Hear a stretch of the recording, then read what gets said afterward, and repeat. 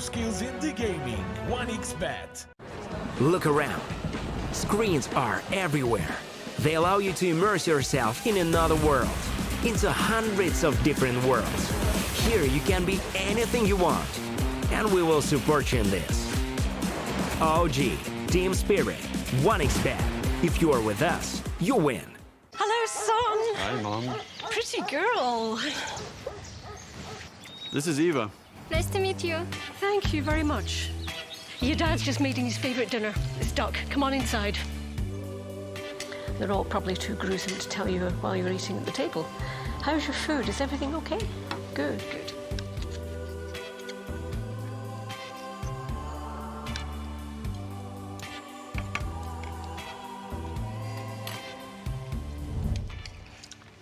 You seem to know each other. Yeah.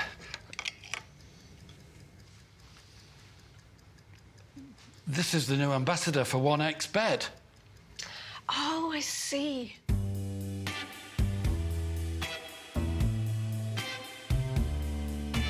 Everyone felt good when Eva Elfie became the new ambassador of 1xBet.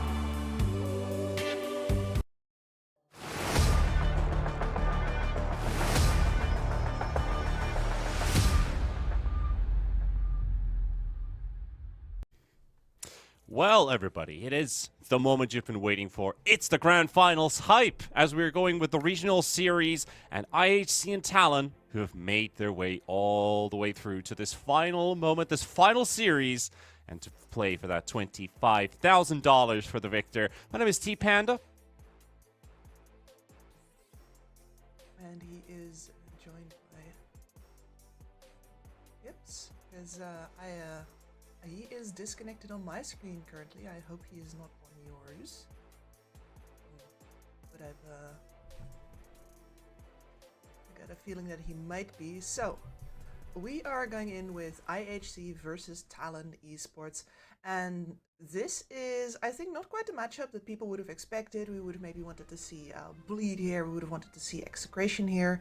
But alas, they have all fallen down the road. And Talon is the only one of the expected victors that's made it all the way to the end, whereas IHC has fought themselves past Bleed and not past Execration, I think, but they got a 2-1 victory over Bleed and thereby made it through to the rest of the brackets, where they beat back Indonesia to get in the finals with Talon here. And Talon themselves got seeded into the better brackets, so they only had to play one match. They had to beat Team Tough to get here, which they did very convincingly.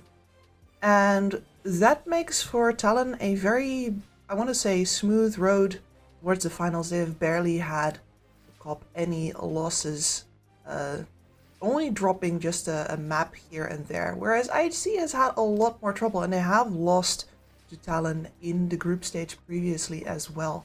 So the question is now, have they learned through this journey of theirs upwards to face Talon again?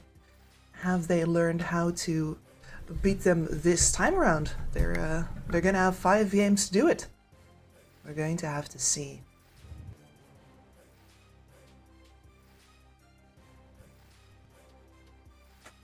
So, as far as the lineups are concerned, we have IHC Esports here. We have seen pretty great things from Sanctity. No idea. As now my connection is struggling as well. Alright. No, but I'm hearing things from production in robot voice, so sorry guys if I'm coming across a little confused. I don't usually do this, I'll let T-Panda do the works.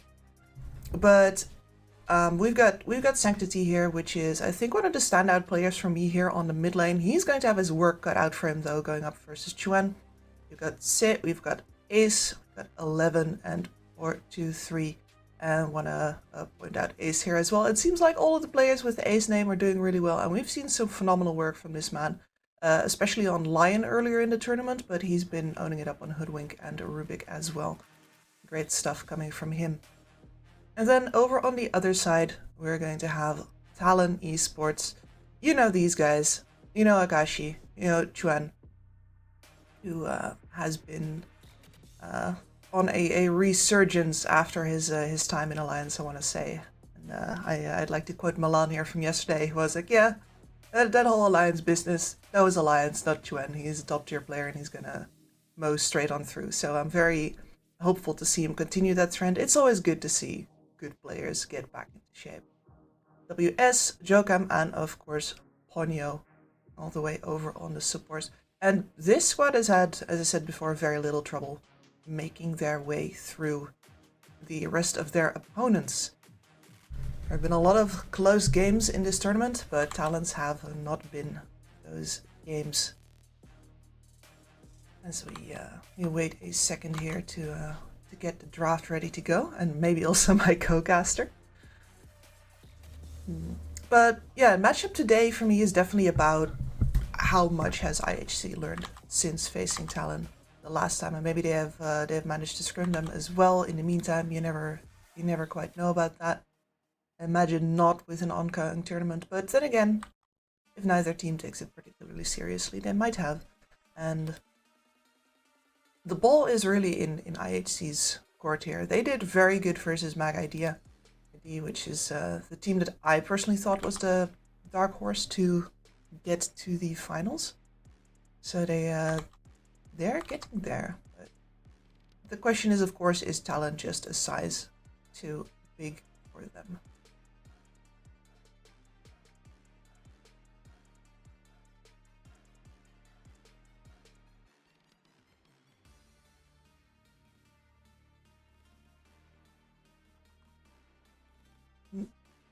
We are still trying to get the lobby up, by the way, guys. There are still some connection issues, and that means that, well, I guess I'll go just do what I normally do with T-Pan now, which is speculate about what's going to be in the draft. Highly contested for sure. I'm looking at heroes like the Timbersaw. I am looking at for Talon.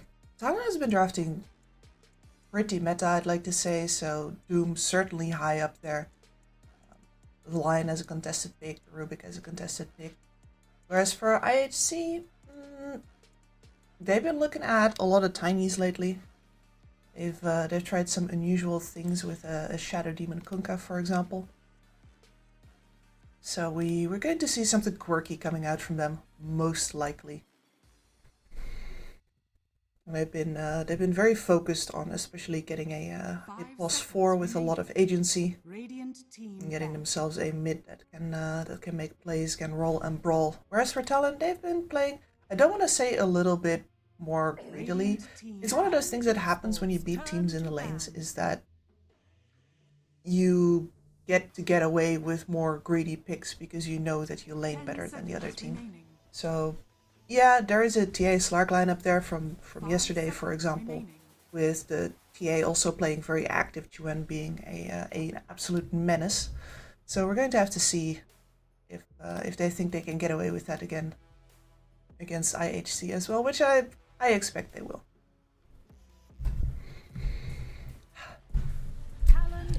It's so lonely in here.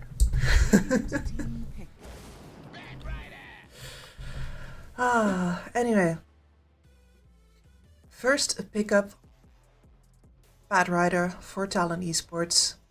Going to be a position 4 or 5 support most likely, but of course you can flex this hero towards, I wanted to say any of the core roles here. I still have not seen carry Bad Rider. I wish I had, but this is the boring timeline. So, no, not yet. Got their support with a little bit of flexibility already secured, and now IHC is taking their sweet time actually on the first pick. Probably did not expect the Bad Rider. It's gonna be the Lion still. This is, I mean, the Lion covers so many bases. You're going to get stuns, you're going to get burst damage, you have an instant disable, as well as the fact that once you build up a Blink Dagger, you're going to have an extra initiator as well, possibly. It's all of the good stuff. Not to mention, of course, the mana drain being a menace in teamfights. becoming magic immune during the phase in the game where magic damage reigns supreme. Very nice. They have banned out a whole slew of offlaners here. Talon might have to think a little bit out of the box there. Turn to ban. SD out. I don't think SD line would have been that great of a support duo, but that really matters more for who you're going to combo the SD up with, I suppose.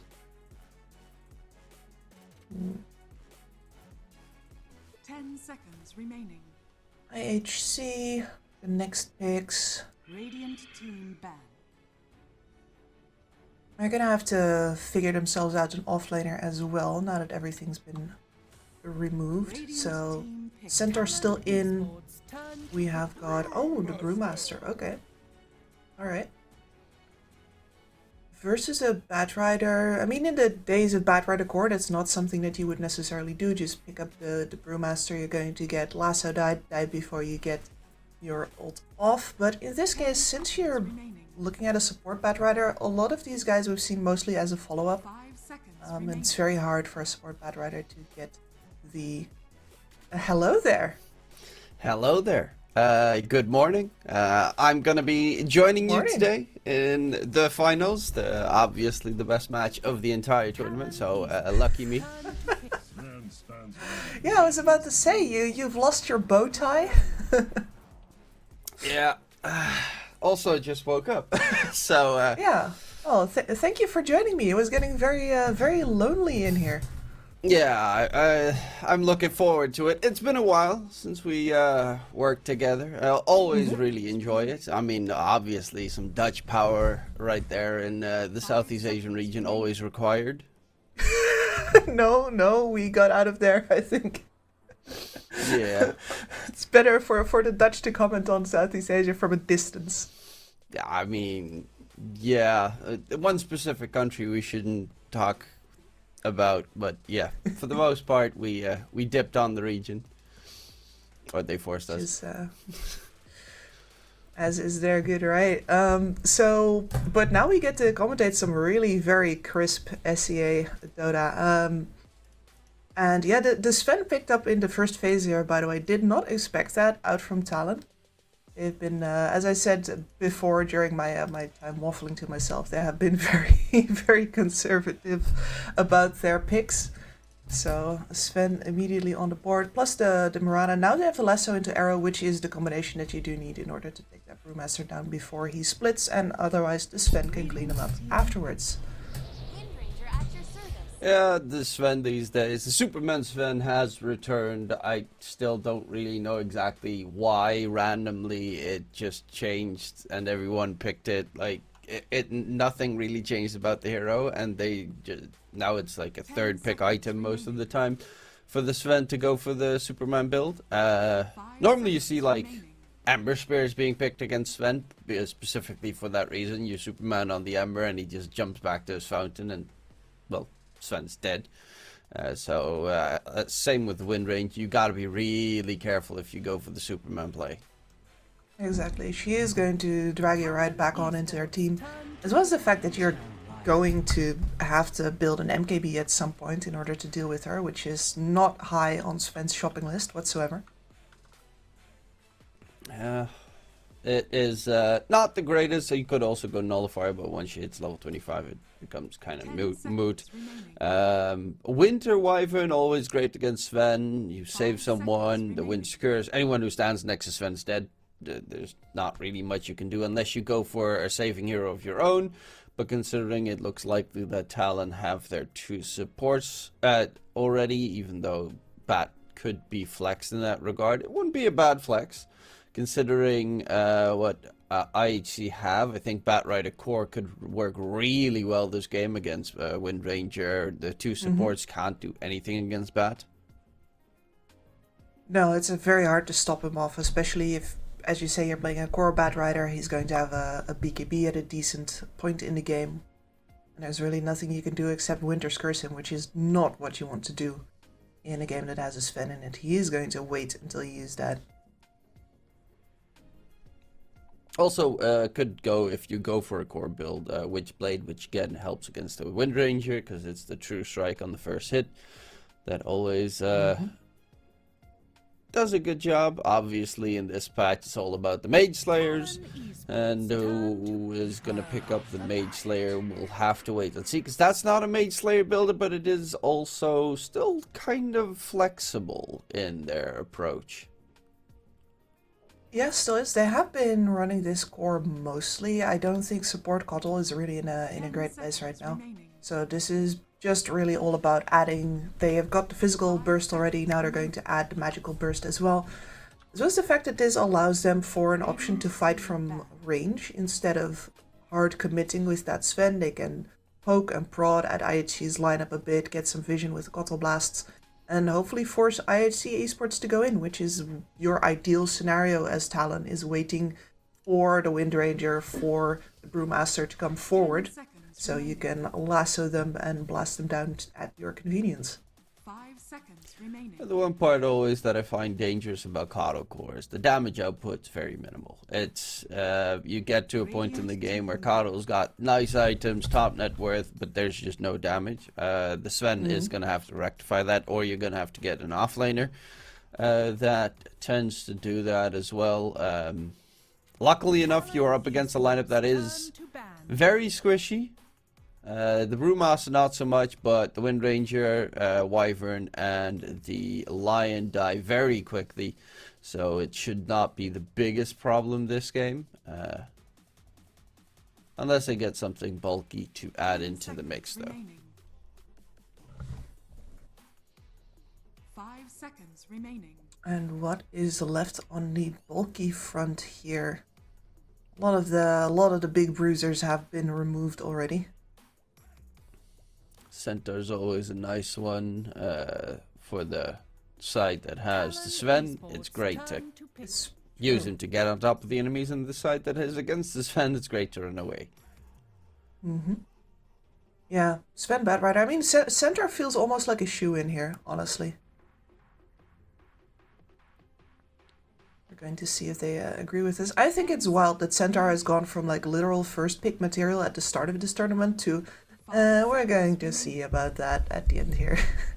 Yeah, the hero fell off very hard, which is incredibly surprising. I think DK off lanes and stuff have been coming up a little bit more, slightly more carry material off lanes. Like Centaur is great, but the only one, I think Mind Control is the only one that I saw it play it that actually made it look like it was impossible to kill. For the rest, yeah, there he is. Yeah, it's still just a very stable hero. It is. I mean, the early mid game damage output is absolutely ridiculous. I think it's more about the fact that if you don't get to do that, then the hero is like it's scaling absolutely falls flat on its face. Yeah, it's obnoxious of a hero. It's also good against Wind Rangers. You use Wind Run on him, takes a lot of damage in return, especially if he goes for a Blade Mill. Usually Wind Ranger dies before she can actually kill off the center. And in the lane, if you get anywhere close, luckily enough, it's looking like it's a double melee lane, double range lane. If you get anywhere close, he hits the Hoof Stomp plus double edge, you're dead. It's no, you can't actually man fight the centaur in this patch. It's the damage output from it is a little bit too broken.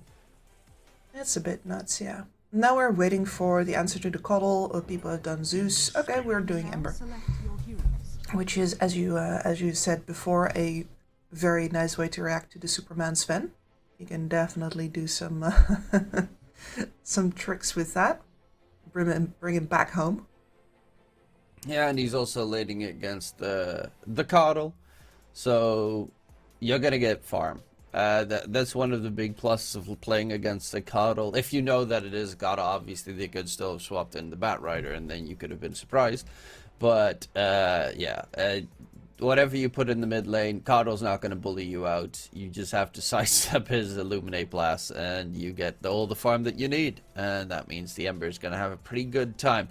The downside for the Ember is that he does pretty much no damage against the Centaur or Sven, and Mage Slayer also doesn't really do much against them. I guess it interrupts the blinks, but that's about it. Yeah, I think Sanctity's job this game is mostly going to be focusing on the one core that he can kill. He is there to hunt Chuan and keep him out of the fights, keep him from blasting down his fragile supports as well as his Wind Ranger, and leave the rest of the fight to the rest of his team. Oh well, we have ourselves a draft. Okay, Kips, which side are you leaning towards here? I gotta say, IHC would have had the better. They would have had to have the better draft in order to give me the get the Gibbs thumbs up of approval here. I'm not sure that they do. I think we've already touched on some problems with killing Talon heroes. I also think that Talon in general have the better ways to both pick fights as well, ignore the enemy, just run away, not take them. They get to pick and choose where they fight or not, and that combined with the fact that I think Talon is the superior team is going to not work out very well for IHC here. I'm with Talon on map 1 here.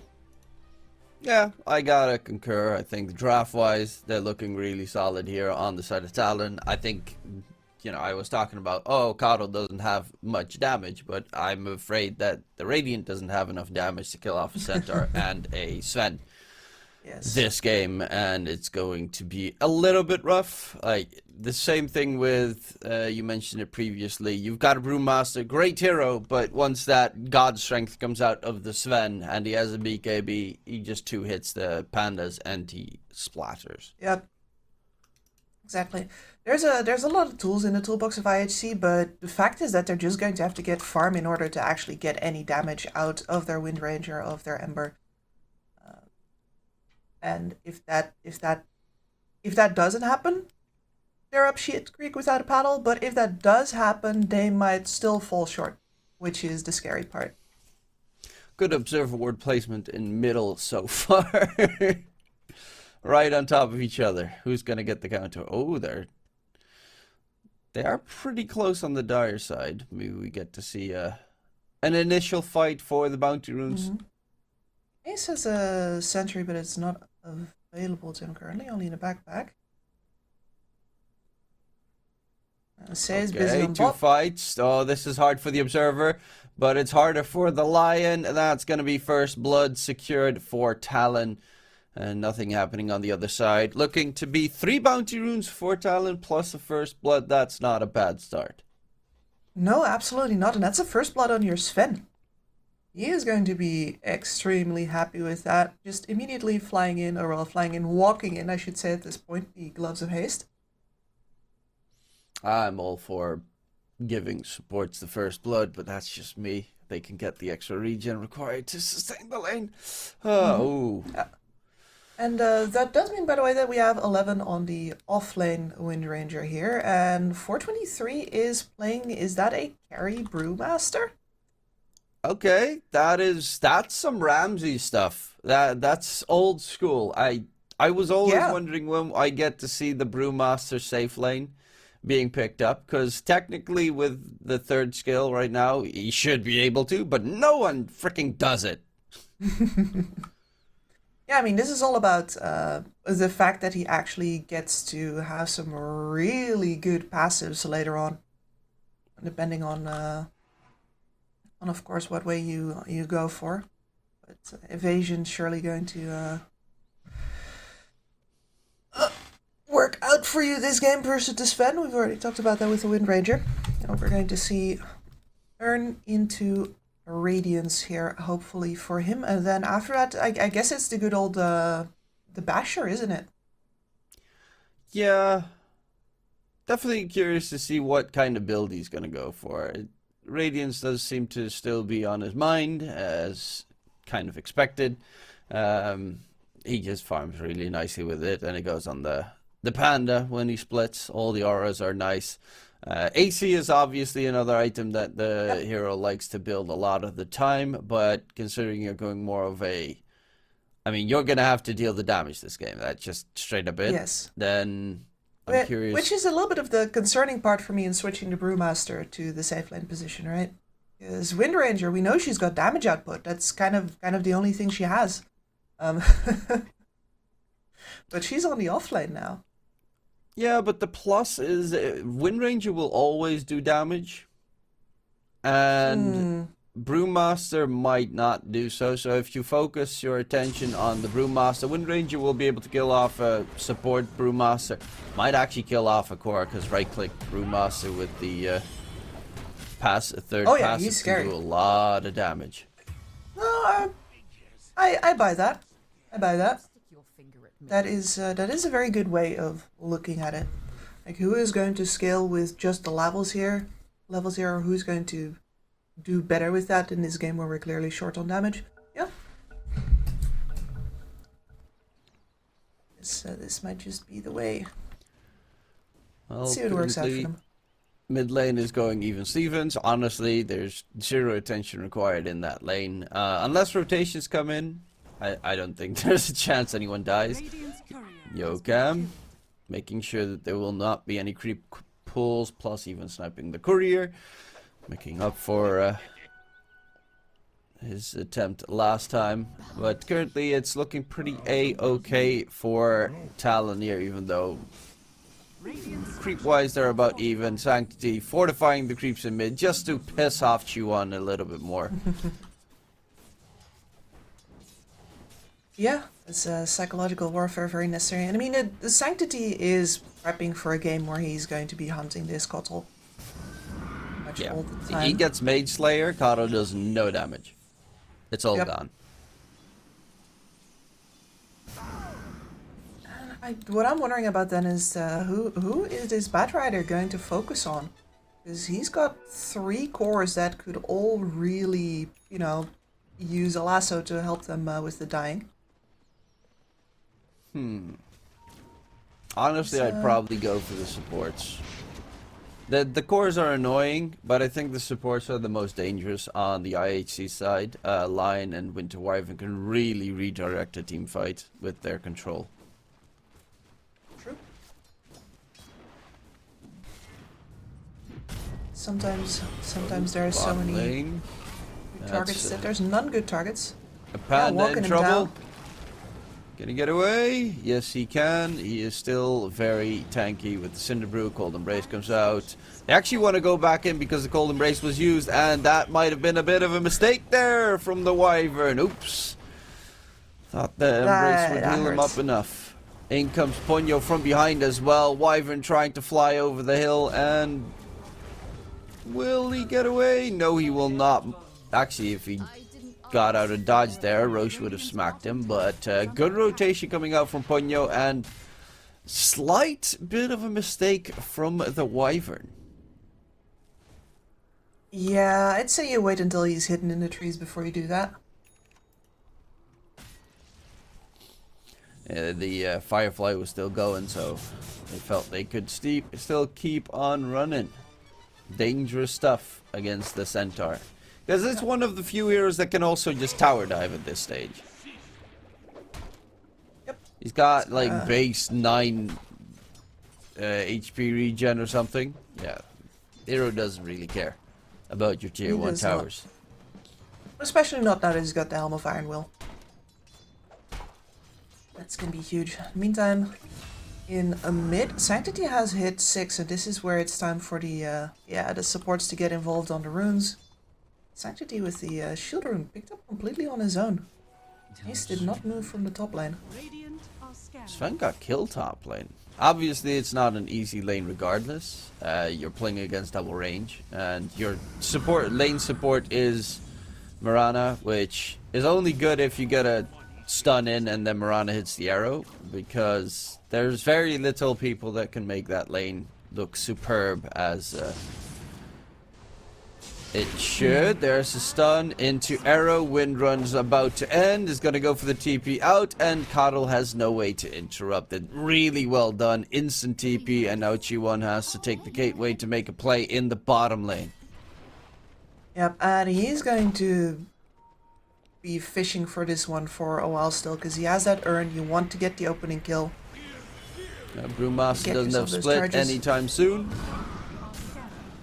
And that should be Some earn charges, possibly. He's fast. Deep chase. Yokam trying to catch him. They will finally get the kill on the panda, but a counter kill will come in. Should come in? Will come in. Will come in, and that is still 0 earn charges for Chuen, who was too far away. Ooh, bit of a fight for some creeps in the triangle. Root comes out. He's actually out of mana, and his ulti is about to end. Sanctity is going to. Yeah, he's got the shield. Oh, the shield's gonna be gone in right now. Arrow's actually gonna land on him from Ponyo. Great catch comes out and has to jump back towards his fire remnant. Dire's middle tower is under Yeah, that's annoying. That is very annoying. He's not done though. Sanctity going in. Ponyo, Mirana has one more leap but won't be able to disengage. It's a 4-man rotation towards mid from IHC.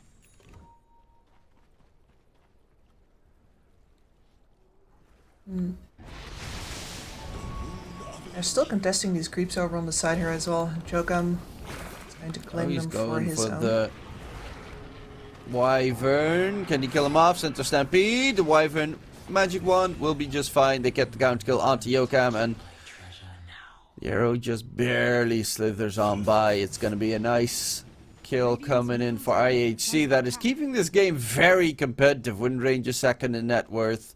The other cores are all keeping up. Support's about even as well. Great job, Wind Ranger. You know, you just play carry from the off lane. Yeah, I'd say so. You've got utility covered with your supports here.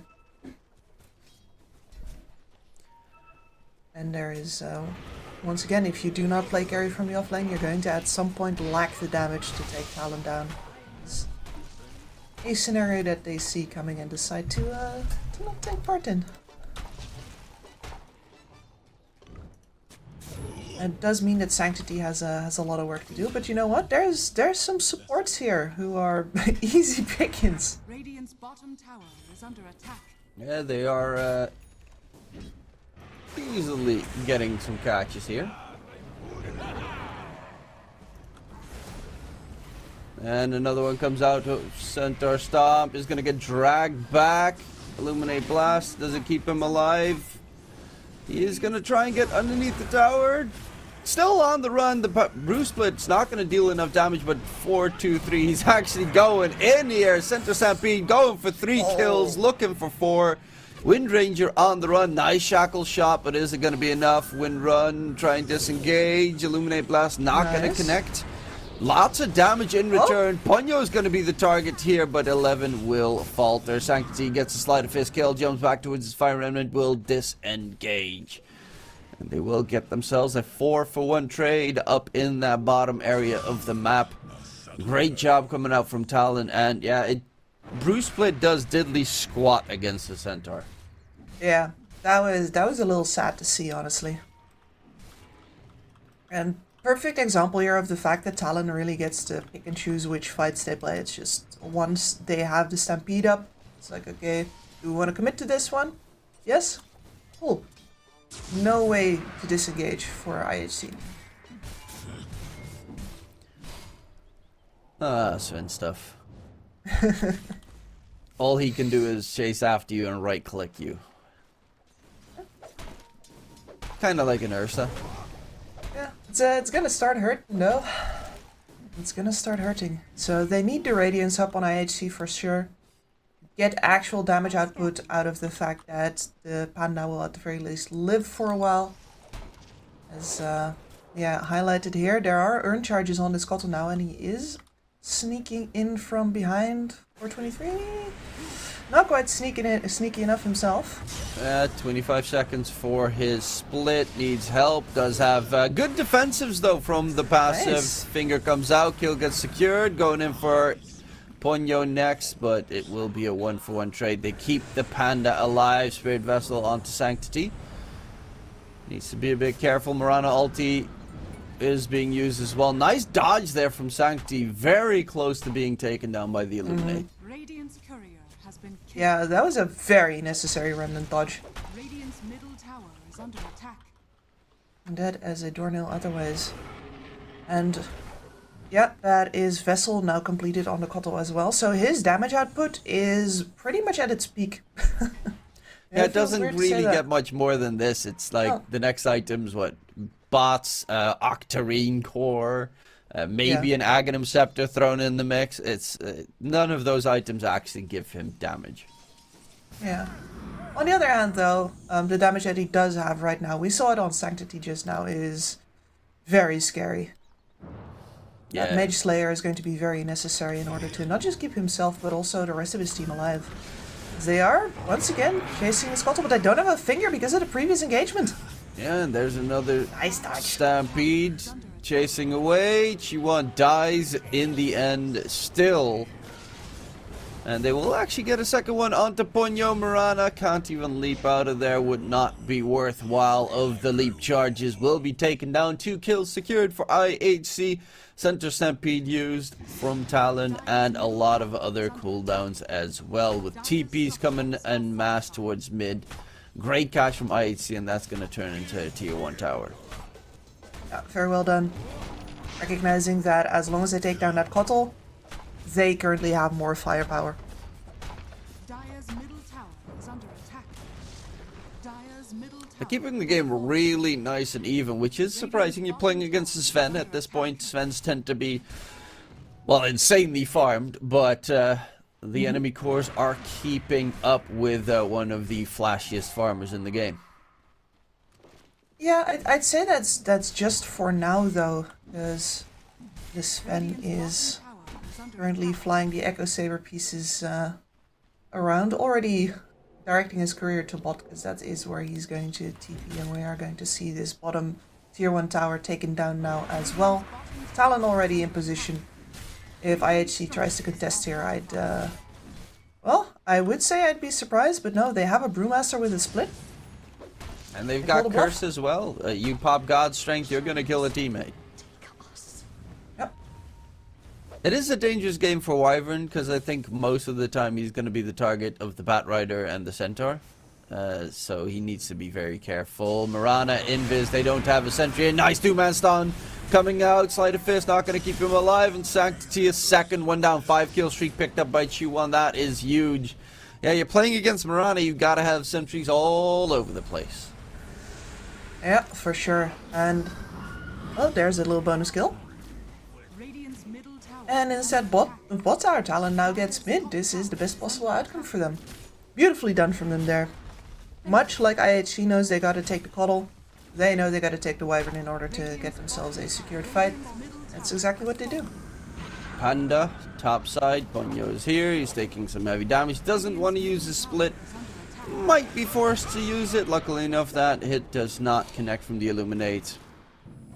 Arrow dodge, nicely done. Yeah, now he's going to be forced to use the split. Going back in onto Ponyo, he wants something for his troubles. But he's going to get it. Yeah, it's going to be a hard chase. Just to annoy them a bit more. As he gets taken down again. They lose the Wind Ranger as well. 2 different kills coming in that bottom lane. 5 kills. K net worth now for the Talon side. It's looking rough for IHC. Yeah, this is the phase of the game where they were always going to run out of speed for a little bit. We've got a Maelstrom over on the Wind Ranger, but without a BKB, she is extremely fragile. Sanctity only now flying in the full Mage Slayer. Would have probably saved him in the previous engagement, but since it was unavailable, nothing of that sort. And a little finger kill. Yeah, couple of kills coming in still for IHC, but the problem is the Panda is the lowest net worth of the game currently, and that is very problematic considering he's the one that has to deal the most of the damage on the enemy group. He is closing in on the Radiance, and that should definitely increase his farming speed significantly. Oh, they're going in. They're making some plays here on the side, distracting the enemy, but a great 2-man stomp by the Centaur to keep them occupied. Yokam will be taken down. Sanctity, nice dodge of the arrow. In comes Akashi on the Sven, looking for Sanctity, but he's just with that haste running amok, being a nuisance. In the meantime, looks like they're G1 is getting still out with a chasing. 1-1. We went too deep. Oh, Yep. he did go too deep. But His team wasn't there just yet. Sanctity, Fire Remnant used. And the Centaur's Blink is on cooldown, so you won't be able to get the catch. But yeah, G1, you are a coddle. You should not get anywhere close to the Wind Ranger. she was very grateful for that. That's not a kill. We were talking about like who do you focus for? It's like, yeah, you're not going to really get anybody except one of the supports. But Chuan's just like, hey, I'm big, I'm strong, I'm in there. Is under attack. Unfortunate. That means Radiant's finished. That's time for 423. Panda to continue farming. Yay! Yeah, but now he farms by existing, which is a pretty big improvement for him. And also the slight evasion, always nice. You've got the Wind Ranger with evasion, you've got the Cold Embrace save, and you have the Radiance evasion for your team.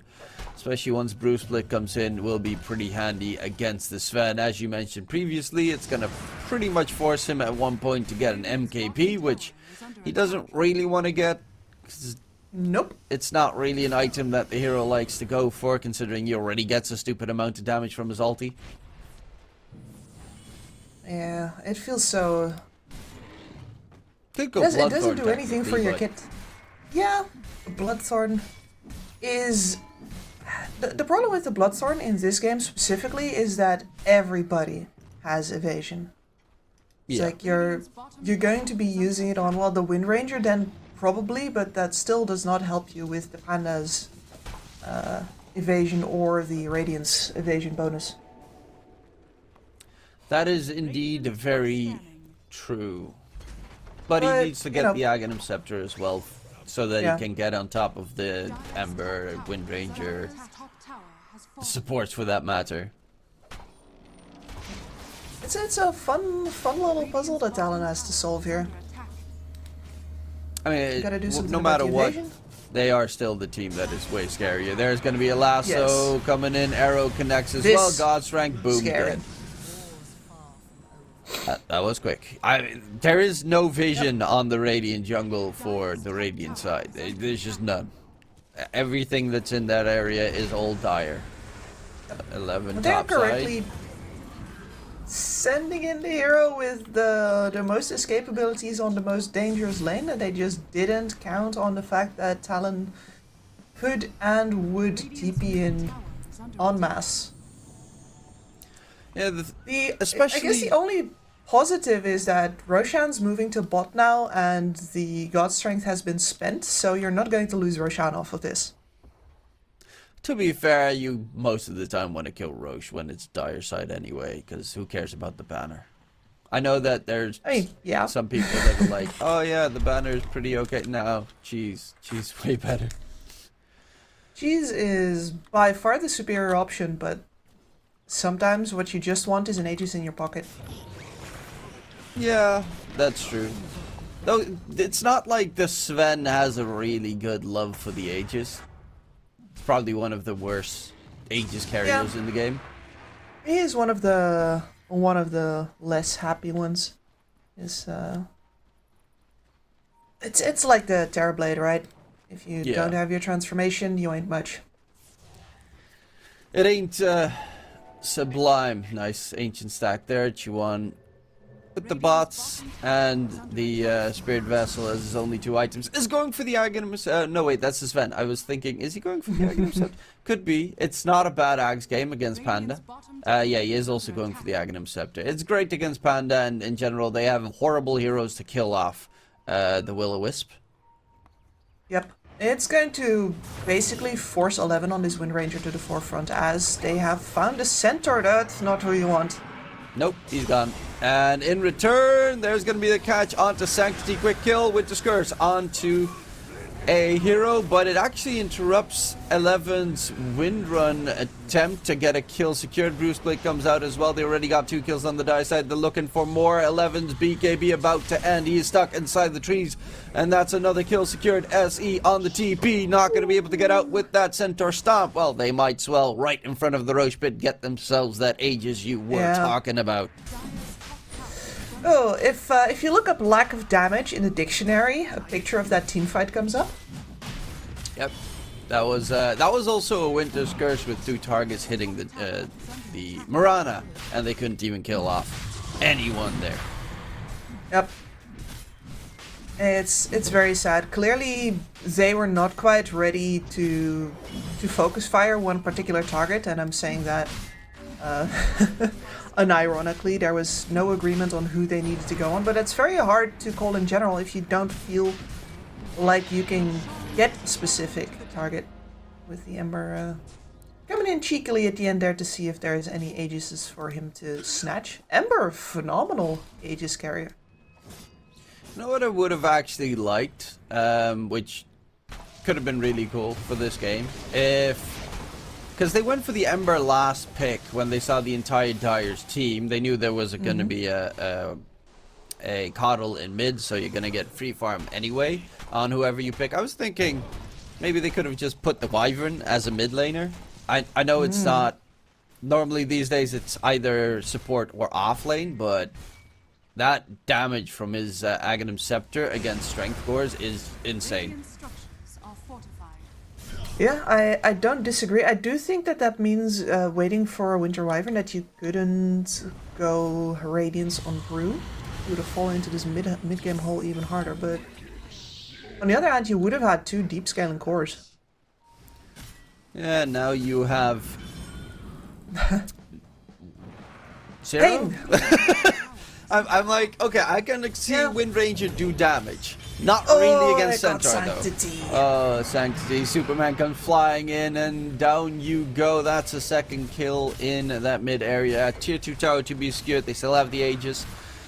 And Sven's getting his Echo Saber re-delivered. And I want to point out here that it seems like Sanctity is getting picked off all the time.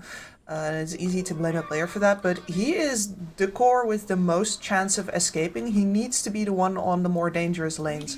Because if you look at a lot of the stuns in this game, between the Marana Arrow, the Centaur Stomp, Sven, etc., like, he can dodge so much of that. He is the perfect guy to send to the dangerous lanes and to hopefully shove them out, give some space to the cores in the other lanes.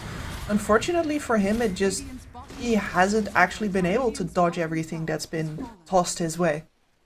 Unfortunately for him, WS is just playing like an absolute beast at this game. Every single time that the Ember dies, it's Blink Centaur Stomp into either Arrow or Lasso or Superman, and you just straight up get nuked. Oh, Ponyo won't be able to get the leap out of there, and that will at least be a counter kill. Unfortunately, he was there to soak up a gank anyway.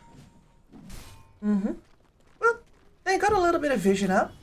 Ace immediately dropping both of his wards as soon as he blinked in, gives some vision for the possible upcoming fight, and now they just simply have a good watch over the middle of their own jungle still. And Talon backs off for a sec. Well, double observer right next to each other.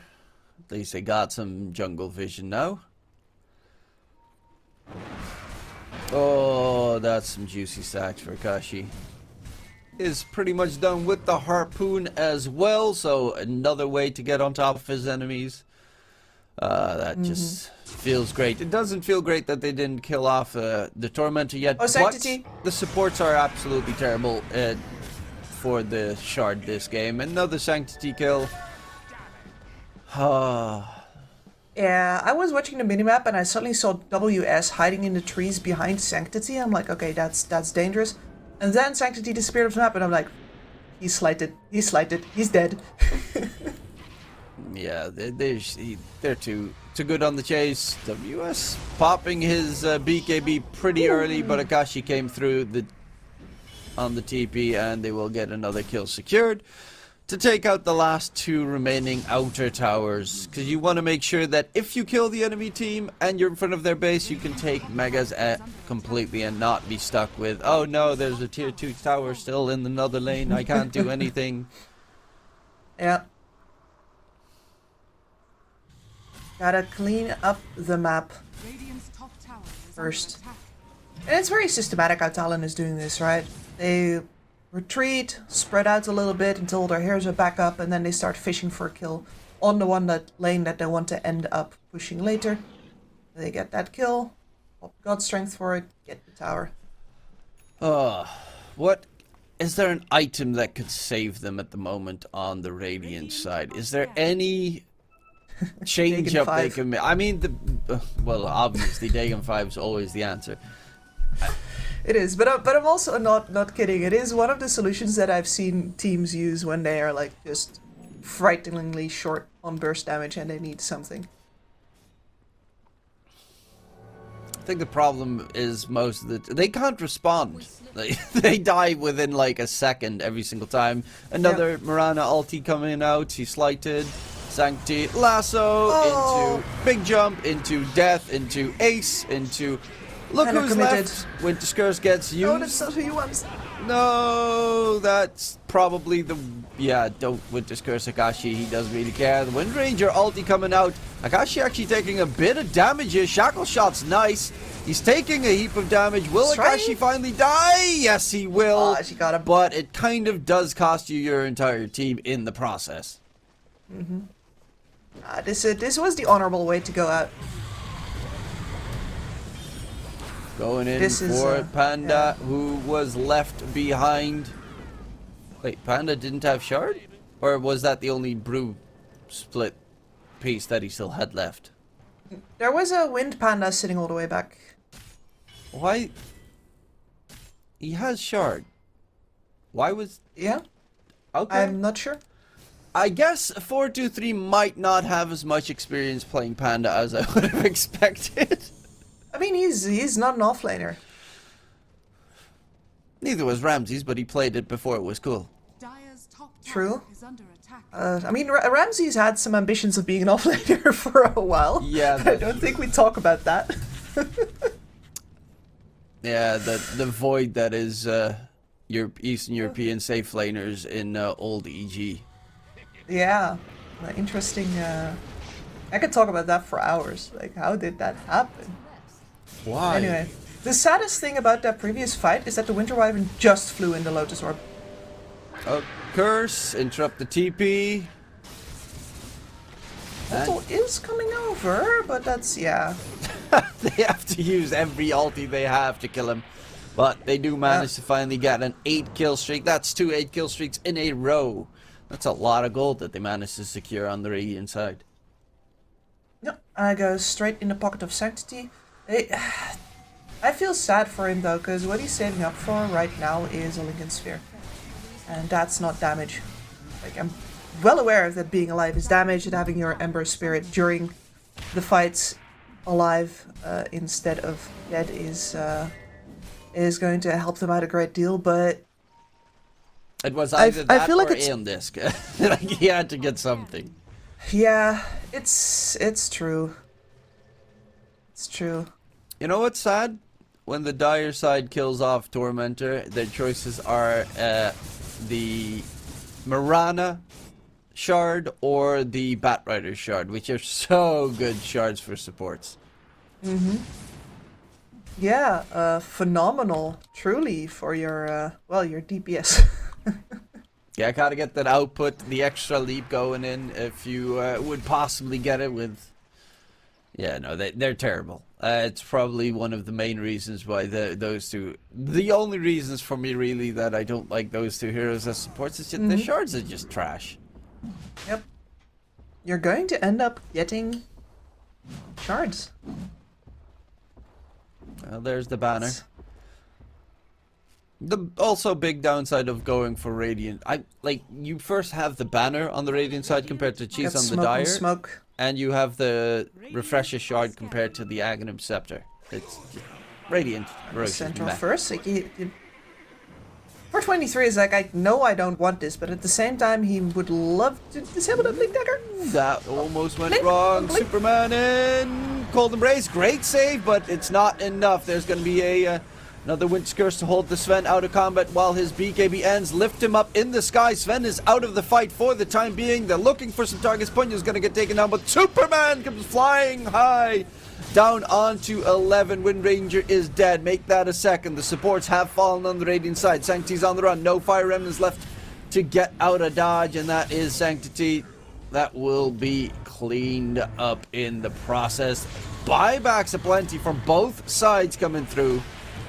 Going back in. 11 is going to die back in a second. That is problematic to say the least, and the biggest issue is as well, Ember bought back, but Sanctity has no TP and 0 Fire Remnants. It's a very, very, very useless buyback. Yeah, those buybacks were just an absolute nothing burger, weren't they? This fight starts off so awkward. Several people blinking and I'm being like, oh, well, I don't actually want to be here. Unfortunately, the Lion first victim. That's a bunch of your burst damage already down. Now this Wind Ranger, look at her. She is laying her entire focus fire damage as well as her entire BKB into a Mirana. That's it. That's who they decide to take down as a team, because they just don't really have anybody else. They need to go one by one, and the Mirana is the best target. It takes so long. Yeah, and now Panda's caught on the top lane. That was a fight where at the start they kited a lot out from the Sven. They yep. Cursed him, they lifted him up in the fight with the brew split. But, you know, if that's what your Brewmaster safe lane is being used for, you're not going to have too much fun, considering there's no damage. It's just he builds exactly the same as safe off lane as well, so might as well just play them faster. Off lane. Yeah. Whereas if you would have played that Wind Ranger core, you would have had the BKB a lot earlier, you would have had the Blink a lot earlier, you get somebody to play with your Ember. Might have Ags at this point. Yeah. But it's all speculation. This is the way they decided to lane it, and this is the game we've got. And it might not take that much longer anymore now. Yeah, no, it's looking pretty straightforward from this point. High ground pushes can be still a little bit problematic, as Sven is your only real building hitter. And it's not too great for the side of Talon. They have a couple of counter plays up the high ground, but they're not too great either. It's just a couple of slight fists. If you make a mistake, maybe a good curse could set it up, but the problem is SC's not been able to find any good curses this game. No. He's been mostly forced to spend the Winter's Curse to wait out the Sven's BKB. I haven't seen him actually be able to use it to get the Sven to kill his teammates yet. That said, of course, as the BKB gets shorter, it is only 6 seconds anymore now. We might see that. But so far, like, Dire Heroes have just died in the first 6 seconds. Or, sorry, excuse me, Radiant Heroes have been dropping like flies in the first 6 seconds. Yeah, anyway. That's mainly it. They don't need a long drawn out fight on Talon. They just need the Sven to hit 2 targets and then they're dead. Yep. And E-Blade for the Kotal. Well, it's a good way to keep himself alive against the Wind Ranger. It's a Winter's Curse save as well. And it's also nice to use aggressively, possibly. In comes Superman, jump in, there's the crit coming through, quick kill. Oh my god, Ace almost got smacked miles behind the Panda there from just a daedalus crit. And that's Brew Split on cooldown now. Wind Ranger dead for 50. They know he's not going to come back because that's a dieback. Centaur leaps in from the back line. And honestly, WS is playing insanely well on that Centaur. Run, Ember, run! Try and dodge them or something. Nope.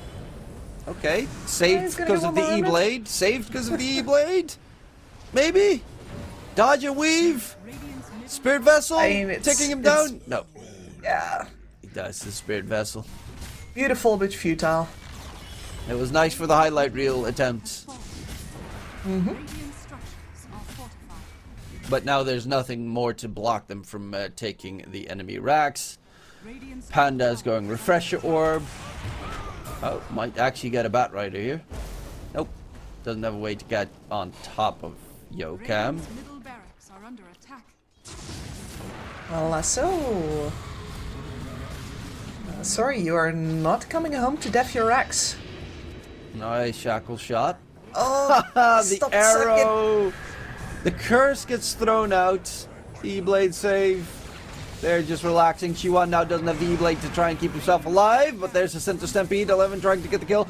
Running through the tree line, Shiwan gonna stay alive, and now there is again no 11. Ace bot back as well, but there is just nothing left to throw at them. No, and maybe they didn't have that much to throw at them to begin with. Radiant's middle barracks has fallen.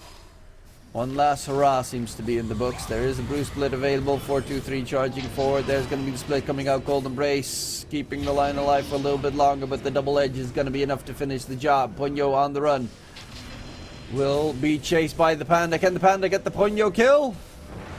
Sanctity is up in a second right now. Drag back Ponyo. Mirana leaps over the cliff and Mirana is gone.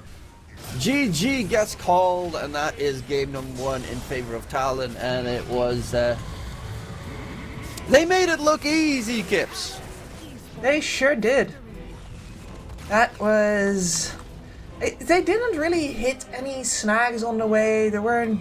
I mean, there were like a couple of speed bumps in the early game fights, but as soon as Talon started to pick off that Ember Spirit with some phenomenal play from WS, I want to say. Like, that man had the Ember in his sights. He was always sneaking into the trees in a place where Sanctity was going to be. Always gets that first stun off, and then if you don't have anybody who can play on the dangerous lane, your map becomes so small for IHC. Yeah, they had the Wyvern as a save, and it just never helped. Like, even the double edge damage was enough to go through the cold embrace. They played it really well. The draft was definitely in their favor. I mean, we were like, yeah, it looks slightly better, but in the end it did show that Talon's draft was way superior. There was no damage coming on to them.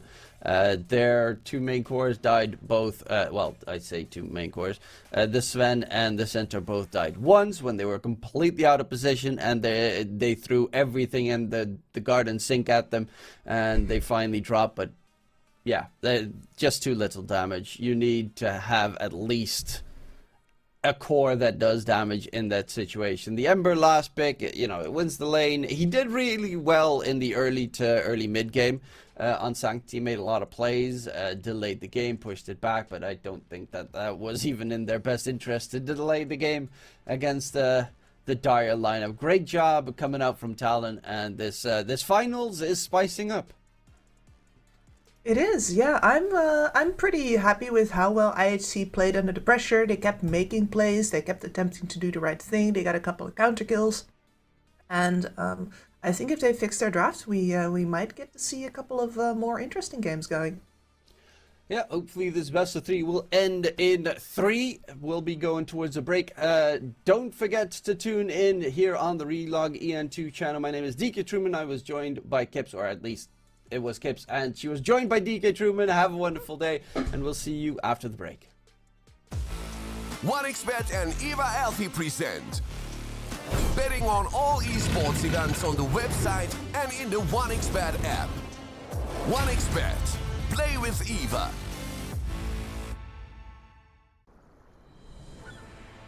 What if Kunka knew that he could not only play Dota but also place bets? Better the best black hole.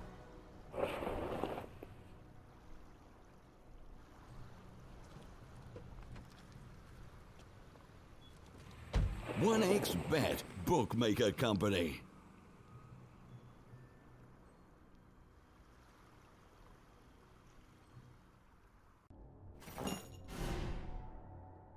Chances of breaking items in a tournament match are non-existent.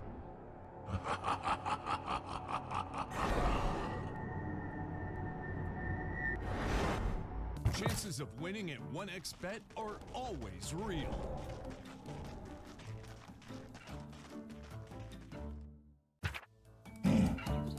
Join with me. At your service. Stealing Aegis from Roshan is very difficult.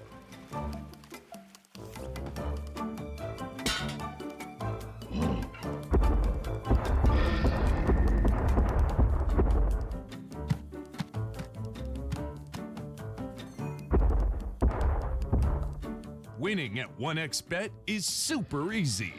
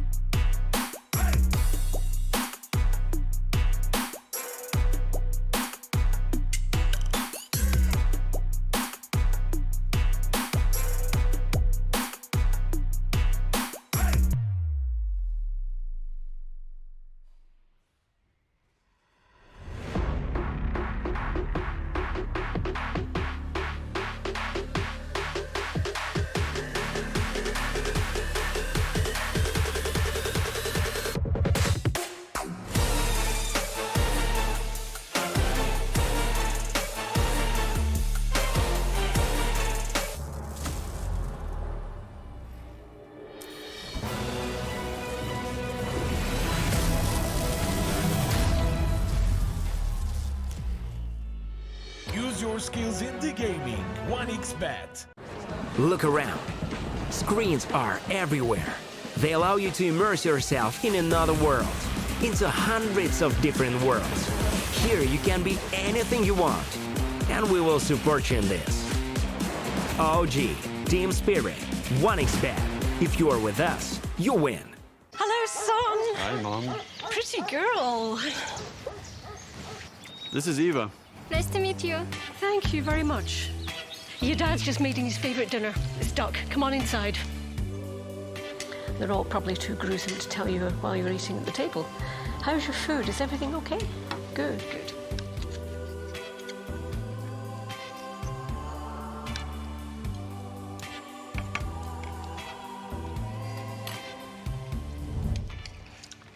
You seem to know each other. Yeah.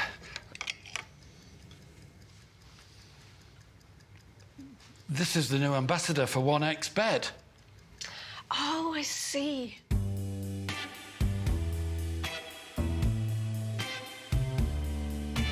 Everyone felt good when Eva Elfie became the new ambassador of 1xBet.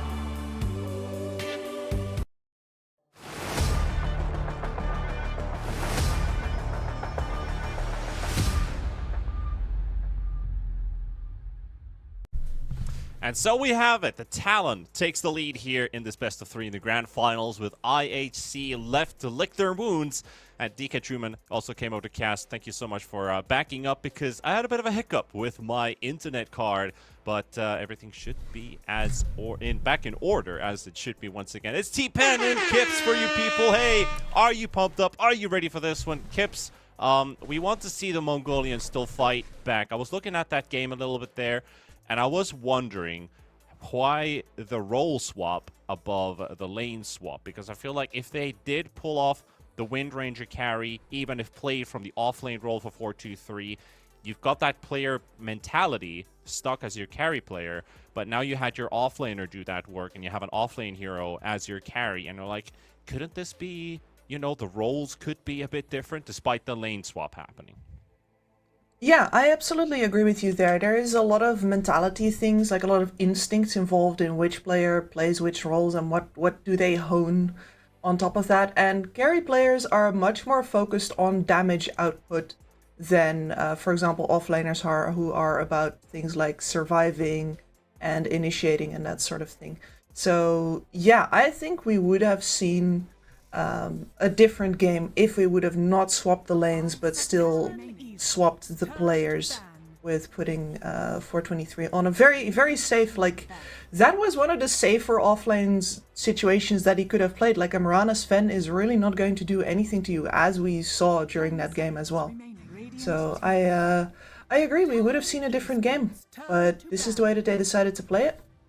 And as much as like that would have been a different game, I'm not sure it would have been a winning game, you know what I'm saying? Not necessarily true. You're right about that. I don't think it would have changed necessarily too much about what was going on. Talon was still much stronger, much more sophisticated when it came to initiation and the way that they looked for fights. IHC, a little bit all over the place, you could put it that way as well, because how the result comes out from your laning stage impacts a lot into what happens after. Yeah. That is self-explanatory in itself. But when you look at the fact that if they're able to come out strong from this lane, like say from the Wind Ranger's perspective as well, you get your early Javelin, you can always focus fire, target down. Sven has a lot of armor, yes, he could be difficult to take down, but there's multitude of heroes that you want to take down in this game, plus the games in this current meta are played through the offlane. It's no longer the carry-to-carry matchup. Your offlaner has the biggest impact possible in opening up the map. You get that first tower, then you can start coordinating moves around the map. You want to start looking at early Roshan into tier 2 push. The simple maths of Dota, how it is these days. So Yes. you want to get a good laning start, and you want to get yourself a winning matchup that enables you to take that tower and translate that into more aggression and taking over the map. But Game 2's draft is live. Our first bans are already through, and I can see a multitude of damage dealers and a bit of crowd control added into the mix. But there's still a plenty of first pick supports to go with. Like the Vengeful Spirit, for example, is one that comes to mind. But hey, we're just going to grab our Mars. That's a Talon classic. That is very much a Talon classic, and I think IHC sort of put this on the board in the previous draft. Talon didn't go for it. This time, they're gonna take that Mars, and surely IHC has prepped their response to this time around. They were very surprised last draft when the Mars did not come out first pick. Yeah, you start to wonder, like, what are they cooking here? Yeah. There's the bench pick, though, for IHC. That's a pretty easy hero to start building off of. You got your swap saves with the arena. You can also misposition the Mars, which, if left alone, can be a target that IHC could focus on to open up fights for themselves, kind of ulti on ulti counter. 5 seconds remaining. Yeah, and with the Venge on board, you already have yourself the basis for a strong lane with whatever carry you're going to be picking up. And she's more than happy to be caught in that arena later on in the game once she has her Aghanim Scepter up. So, all good there. But mainly I really like this Vengeful Spirit in the laning stage because, one, you can't be contested for Lotuses, which are really important in the laning stage. When it comes to harassing lineups, if you're able to get that Lotus early, that's a big heal/mana pump that you can then use for more harass on your opponent. And even if you're not getting full control over pulls, if the opponent is pulling above you, if you don't get full control of the easy camp on the Radiant side, you're always capable of getting the 3-minute and the 6-minute Lotuses. You can even rotate to mid to help out for the action rune, then come back, maybe even move towards the Wisdom rune. Veng's not exactly the fastest mobility hero to do that, but in terms of the Lotuses, this is a really good hero to secure those. Absolutely, and she's a very powerful rotator through the Twin Gates as well. Yep, good vision provider too. Package. Let's see. Because IHC has taken out a lot of offlaners, which led them into the Brewmaster situation in the previous game, I'd like to say. And now they, well, are going Alchemist? It's okay. a very early Alchemist, I'll say that, because the supports are still not picked for Talon. And of course, now you see your carry-to-carry matchup, unless you're putting this Alchemist into the mid lane. But I feel like this has to be a bait, right? Like, this has to be some kind of support Alchemist if you're picking it this early. Yeah, you can't get away with this without baiting it, surely, because you're just going to get hit by an AA immediately. Something like not that. even just the AA, there's Viper that's really good here. You could pick a Slark that is great against the Alchemist. There's like 4 other heroes for both support and core roles that are good at both challenging the Alchemist in the laning stage and still have scalability to beat this Alch at some stage of the game. Talon locking in the Tusk and the Mars means that they have a very brawly lineup already, and Alchemist doesn't feel too happy about that, because if he's played in the safe lane, he's going to have to dodge that lane at some point. Talon's going to get a free tower. Absolutely. They still go back for the Mirana, really believing in this hero. It's interesting that they don't really answer the Alchemist with their picks right now, and it's just about the gameplay and the tempo that they're going to be going for. It's like, okay, fine. You're going to need some time to get into gear if this is a core Alchemist. So we're just going to answer that time window, as opposed to tailoring any picks to a hero that might still get put into a support role.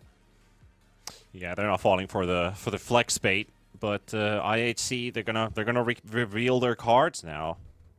Is basically where the point where Talon might have the upper end, since they've left this Alchemist unanswered for, at least in terms of the support pool. They still have a lot of good cores they can consider versus this hero. But IHC, at least what you need right now is either some hero that is capable of defending towers pretty early on if you're playing on the defensive end, so you want to have some aggression lined up here.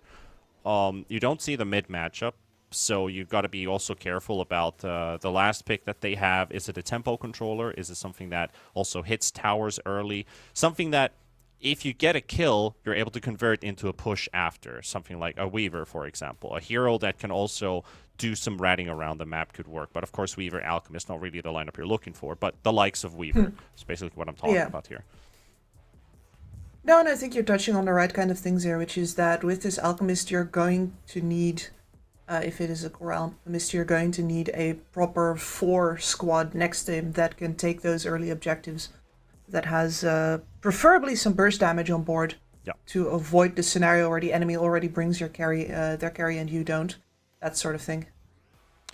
And of course, like heroes that Talon might be looking for, IHC needs to respond to. Say, we talked about the Viper, we talked about Chuan also with Templar Assassin, which is looking like a pretty solid hero right now for their lineup.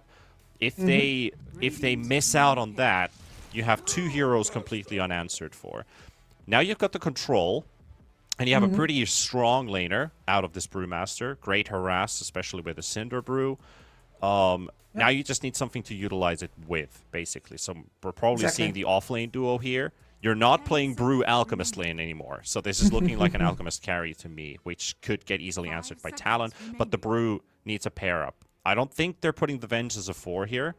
I'd see more sense in Venge Alchemist playing the same lane. So therefore it's going to be a Techies. All right, so... I was about to bring up the Techies. Yeah. I was like, I want damage from this support. What's the support that deals the most damage is the Techies. Yeah. Fits in nicely. Now you have 2 brawly lanes. I like where IHC is going here.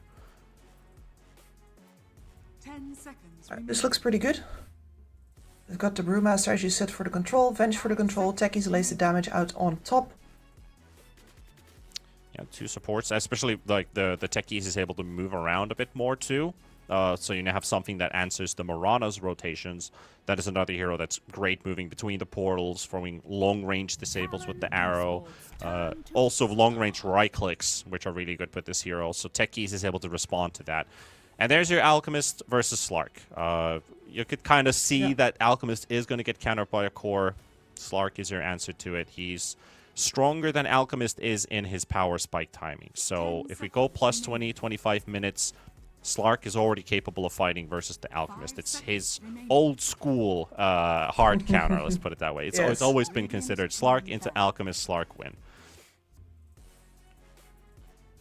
Yeah, Alchemist would like the fights to not last any longer than his Chemical Rage, for example. Also, not the burstiest hero around. Like, you do a lot of damage in a short amount of time, but it's not enough to take a Slark down. In general, they don't have any good, let's say, AoE silences here, or instant stuns to do anything versus the Slark. Radiant team back. I wonder what IHC wants to pick up for their mid lane. Sanctity, I know he plays a variety of different types of damage-dealing mid laners above the control-y types. Like, he's also TA specialist. I know he plays the Tiny from time to time. If you need an extra initiator, something to toss Blast Off play with, Tiny could work.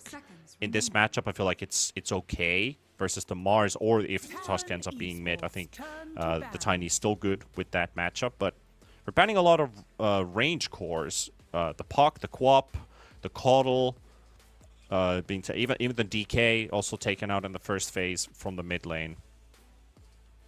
I would have loved the Puck in this match for IHC. I think the AoE silence would be very good versus Slark. You don't actually have any risk of getting taken down by the Morana or the Mars. You escape arena very easily. It would have been the best possible pick. Still need one more for Talon. Also, I feel like maybe the Void Spirit could work. At least you got this early flat damage to work around with. Downside is there's a lot of tanky heroes. At least 2. I guess you could add 3 with Slark later on. Void doesn't really do anything to the hero.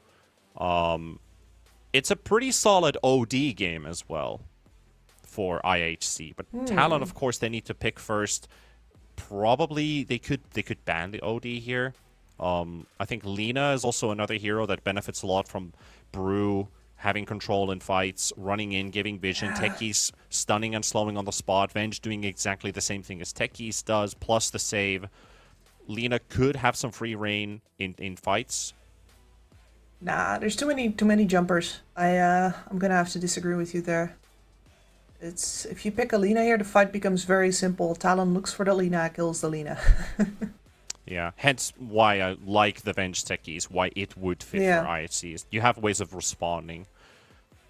And the supports, like when you look at heroes like Venge and Techies, maybe not as much the Techies, but more for the Venge, you always have somebody sitting behind you, right? The supports with Alchemist ain't going to do anything. With Brew, maybe they do something. But if they have a proper damage dealer early on, like, say, a Maelstrom Lina, that's a worthy hero to kind of just sit around, just sit How behind. about Zeus? But now that I see the DP, I'm disliking it more. Maybe that's an answer to the potential looming OD as well. Well, It's possible. We'll see what they go. You're taking the AoE silence out of the hands of Talon as well. And you've got some phenomenal long team fight here now. Between the Death Prophet, like the Mars initiates, locks down the fight, Death Prophet pops, and then you've got yourself a full engage where IHC is going to have trouble targeting any of these heroes down while the Slark gets his stacks up. Also, they are a bit cooldown dependent. Not just because of the DP, but the way Slark works in fights, he's not always around unless he's giga farmed and he's so much far ahead compared to IHC. And there's the OD. Well, there is the OD. Yeah, it's just a really good OD game. I do like that they bring this hero up. Now you have more fighting potential, fighting capability. You don't exactly have a tower hitter, but they're not in a rush to hit objectives down super fast. Maybe for Talon, they want to open up the map. They want to play ahead with this Slark, and they have the Death Prophet. So they have a lot of tower damage on their side, but this OD can slow things down, even slow it down to a halt with the defensive heroes that they have. So I'm happy with IHC's draft. I like what they have here. Yeah.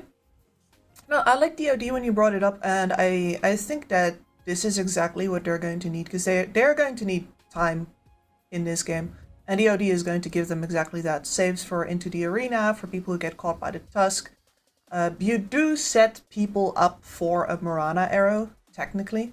So the save is not without its downsides. And then, of course, the stacking damage in these long fights, the way that an OD slowly adds up, is very powerful. So I can see this, but they're going to have to do the transition out of the laning stage very well. Talon is going to come at them, and IHC needs to not let them get in their heads and just defend objective after objective and keep on anticipating where the next stab is going to come from so they can block it. Yeah. Because it will come. It will definitely come. There's going to be a stage of the game where they're going to have to try and respond to Talon's aggression. Of course, they don't have to be aggressive if they don't want to on the side of Talon, knowing that they play a Slark lineup and IHC are only playing towards the Alchemist timing. And after that, it's more just going to be about the Brew split pushing, the OD just trying to build up that big damage into the big ultimate that's going to be dropped on later. But they have the answers that they need for this game, and as you said, it really translates coming out of the laning stage. How do things roll for them? What are the big successes that they're looking for here? I would probably mostly look at how does the 4-2-3 and Say lane, the safe lane for Radiant, basically click between these two. Because if they give too much for this Mars without pressuring properly, that tower's going to fall early, and then Talon has a lot of map to play with.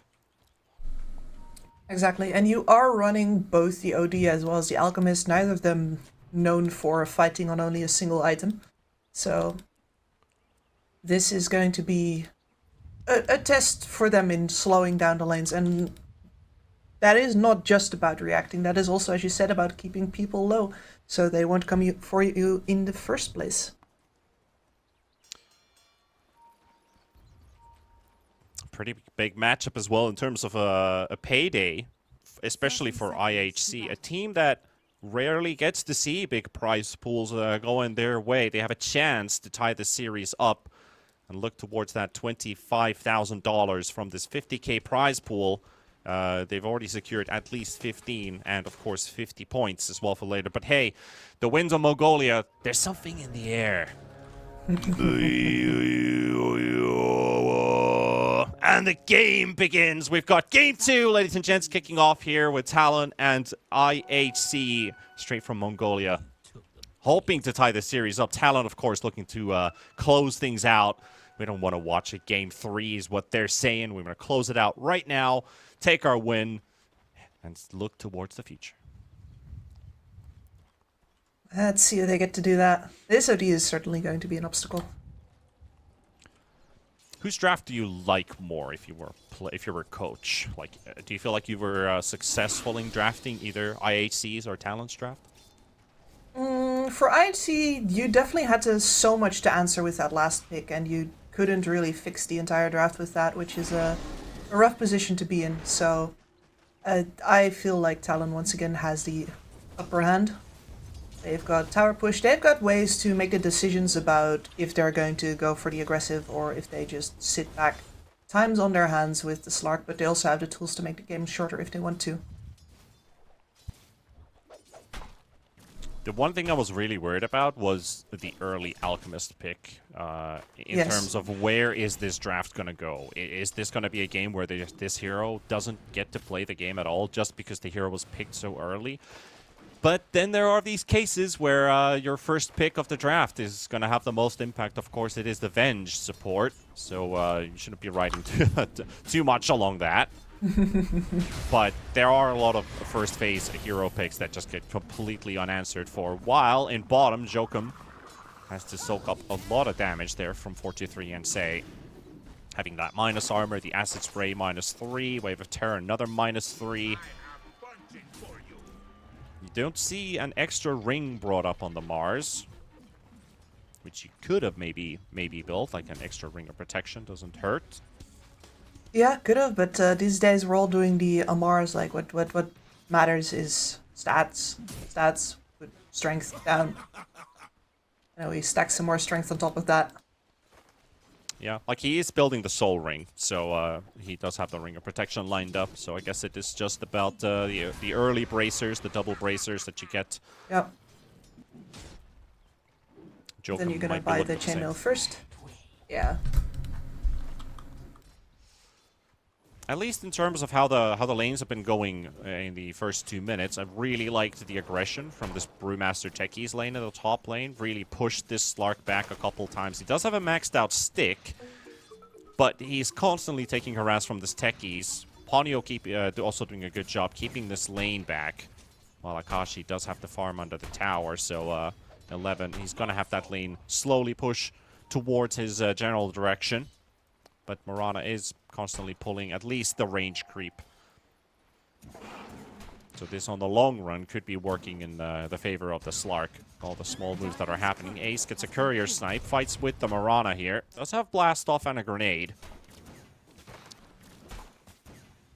So Mirana really only has the Starstorm to work with less HP, less right-click damage, less attack speed even. Yeah, this very much echoes the previous lane with the Sven, where at least the Sven is a little bit stronger of a brawler, but here and now especially, the Slark's not going to be threatening this Brewmaster all too much. So this is a good lane for 11, no matter what happens here. Yeah. Ponyo trying to keep up the harass now with the 2 points in Starstorm. Gets a tiny advantage, finally getting that level 3. But Slark's farming, Brew's farming. No real challenge there. Alchemist also a bit ahead versus the Mars. Here's also a good thing, Say. Trying to do some early stacks as well for this Alchemist to farm. So they are looking to transition this out of this lane as soon as possible. Downside for the Techies is he's stuck in the lane, so he won't be able to stack the triangle for this Alchemist as soon as possible. Because Talon, the only way they can actually contest is a level 6 Exorcism. And also the same with the Mars, but Ponyo, with the help of Akashi, will take the first blood off of Ace's Techies in the top lane.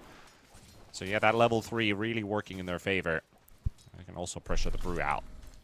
Yeah, Techies just feeling a little pressed to keep damage off of his Brewmaster here, and instead ends up taking too much. This is one of the things that you do get to do with this top line of Talon, is you have 2 leaps. As long as you don't use them, you're relatively safe versus this lane that has no hard disables for you. You can save them up, wait to see if you need them on the defensive, and otherwise, if a Techies gets low, you are right on top of him in the blink of an eye.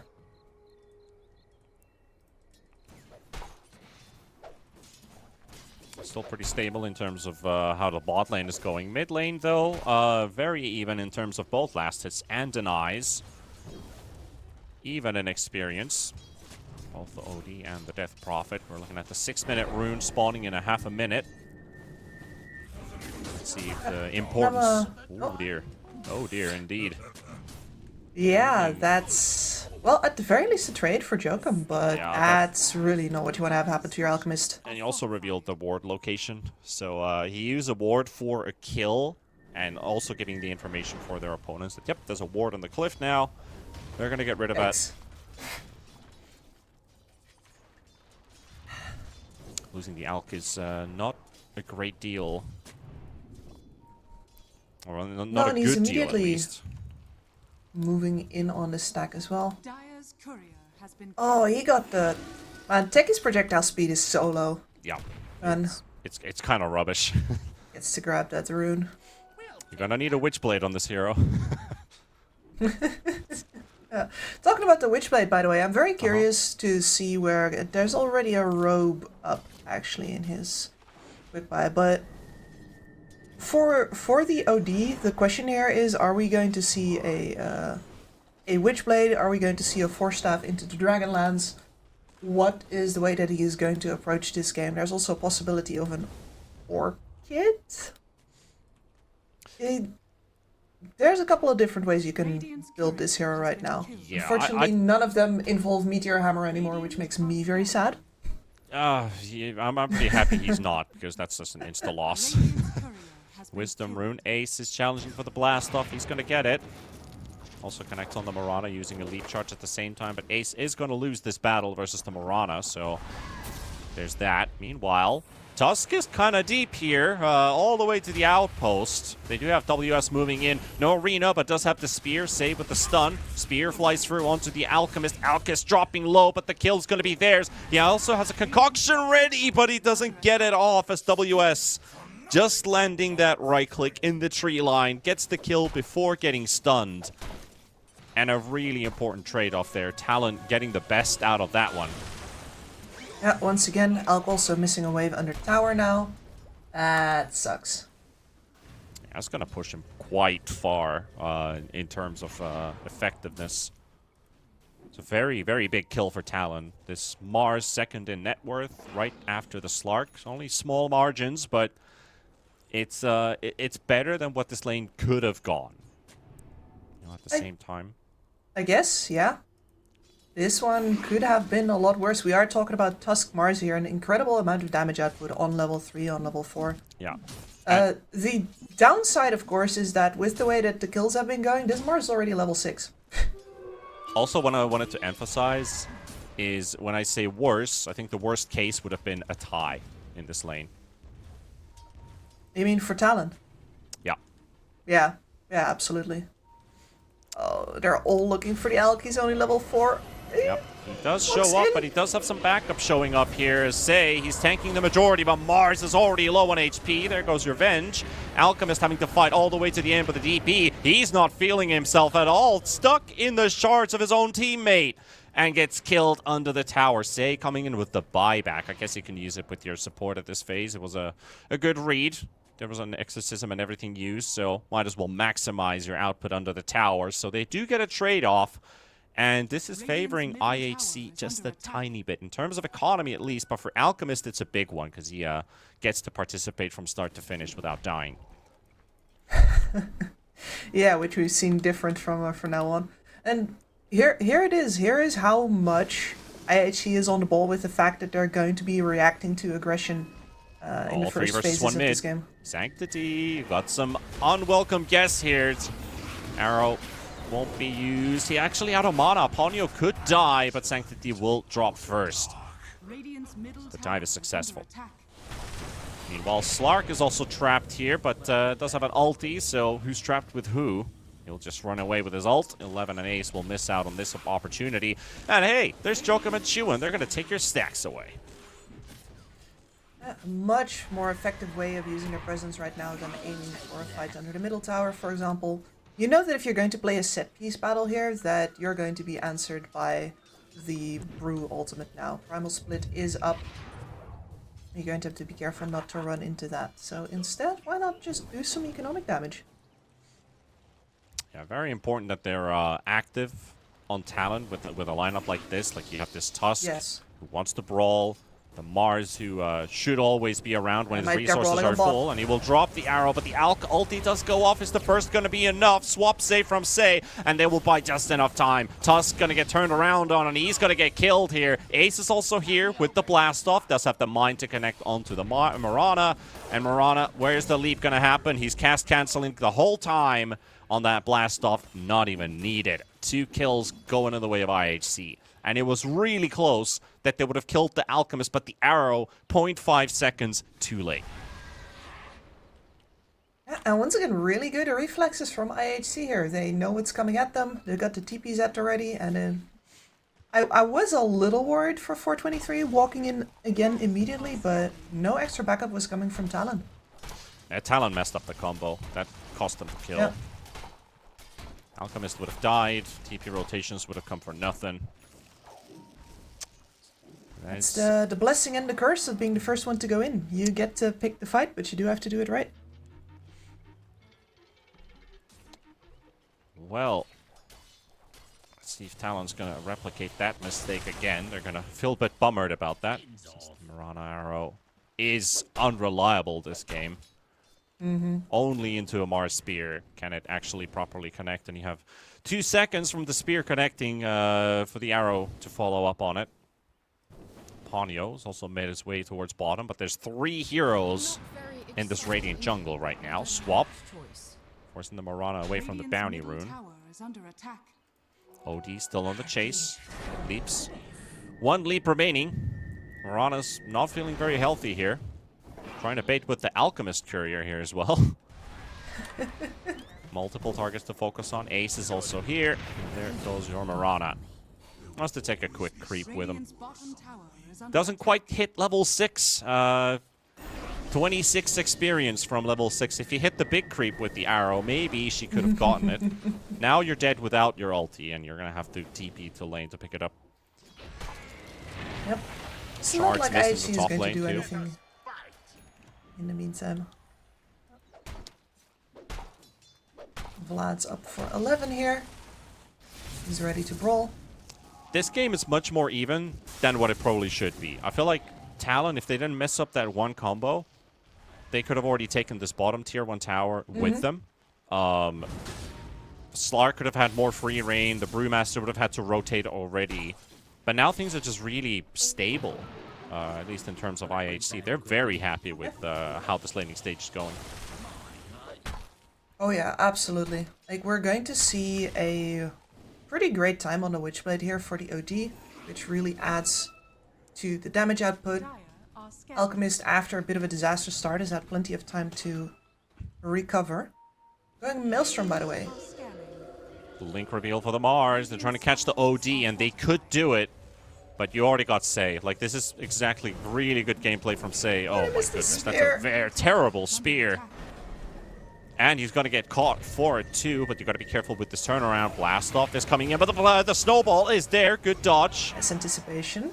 Also a split from the Brew, trying to catch the DP. They've got the Mars already locked in. That's 1 down. Jokum trying to run away, but the Brewlings are in between. There's a silence from Chewin. Will buy a bit of time, but the Alchemist ulti is up. Ace, he could catch with another sticky bomb, and they've got the DP as well. This is disastrous for Talon, and IHC are really showing the power. Slark is coming in as well, and they've got another teleport. Tusk is coming up with a buyback. Snowball is there, literally just in time. Ace is low on HP. 2 seconds for a blast off. There's the OD ulti as well. They're all so low. 11 fighting all the way to the end. They're going to lose Akashi. They lost the Slark, and now they're going to lose the DP as well. Chewin down. Double kill for 423, and Sanctity for the double kill. Here comes Mars for the cleanup crew. Takes down 1, blinks away. But IHC, that is absolutely massive that they just got. And they could get this tower as well. Mongolia hype. Oh yeah, this is why you did not want to take that set piece battle into the Brewmaster. You're going to get chased out. You're going to have way too much trouble dealing with those pandas. Too many units on the field. Your lineup is not built for that. You don't have to spend this time. And that means that the OD just gets to hit and hit and hit and hit throughout that entire fight. 4k damage out from him, 4k damage out from your Alk. Both of them survive. Easy peasy. Yeah, it's a rough start for the Mars. Couple missed abilities there. Not really getting a very effective arena out either. And having to fight all the way under your tier 2 tower and still not capable of winning that against all of the ultimates for IHC. And also properly used as well. Good ulti there, hitting multiple heroes. Techies getting 2 blast-offs that fight. The zoning primal split as well, catching the DP later on when they got the majority of the big targets out of the way. A couple good snowball saves, but that was really it. That was really it. They really rely on getting pickoffs first with their 2 supports plus the Mars in order to take a good fight here. That doesn't work. They're in trouble. Talon, though, does take that bottom tower down now, knowing that most of these abilities are on cooldown. Also, would you take a look at that Alk build? That's a Mjolnir Blink, by the way. Yeah. Yeah, I saw the Mjolnir. Did not expect him to go Blink immediately after, but I suppose it's the same as with the, with the Battle Fury build, right? You have your damage output, you're survivable because you're an Alk. Yeah, or more the Radiance build-up, which is the every Alchemist game build, basically, at this point. So going for the Mjolnir does have a lot of debuffs to apply with that corrosive weaponry, and this Slark is not feeling very happy right now. 4-2-3 in the boys. That's another kill and a tower going their way, so forget about defensiveness when it's all about full-on assault. Well, they got to turn to one fight, and they're TPing into here, mid. Like, I really like these moves that they're making. Ace is going to bait them in. Chuan, he's out of position. Ponyo, good throwing the arrow for a kill. Catches the 11 Brewmaster, and there goes your Tusk. These are some really good moves that the IHC are doing right now, and Talon are just left to respond. They've got the Morana. Morana ulti is up, but she's not feeling too great about it. Oh my goodness, Sanctity just drops the hammer right on top of the lady. Or priestess taken out. There's no kill like overkill. But yeah, the reason why that move is so good is because they correctly anticipate that, okay, we took the top tower, we spent brew ult for that. Talon is now going to look to retaliate by taking the mid tower, probably already in position for it. What do we do? Well, we don't mass TP people in there. We put the techies out, make sure that he keeps some people busy while we simply walk over there. The problem for Talon is that they do need the vision in order to get a good fight there. They need a good jump, and they didn't get any targets until it was already too late. Pretty big wins on the board for the Mongolian lineup, but Talon, they're still riding on the Slark, even if Akashi did first die in that mid-fight and then later getting picked off in the top lane. Sanctity and Say, they're already on their way here. Just on the edge of vision too, so Akashi's able to recognize somebody's probably hunting me here in this top lane.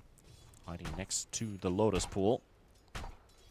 And yeah, your brew has a radiance, so Alchemist never needed to build it because of this brew in the lineup. I actually forgot about that completely, yeah. No, exactly.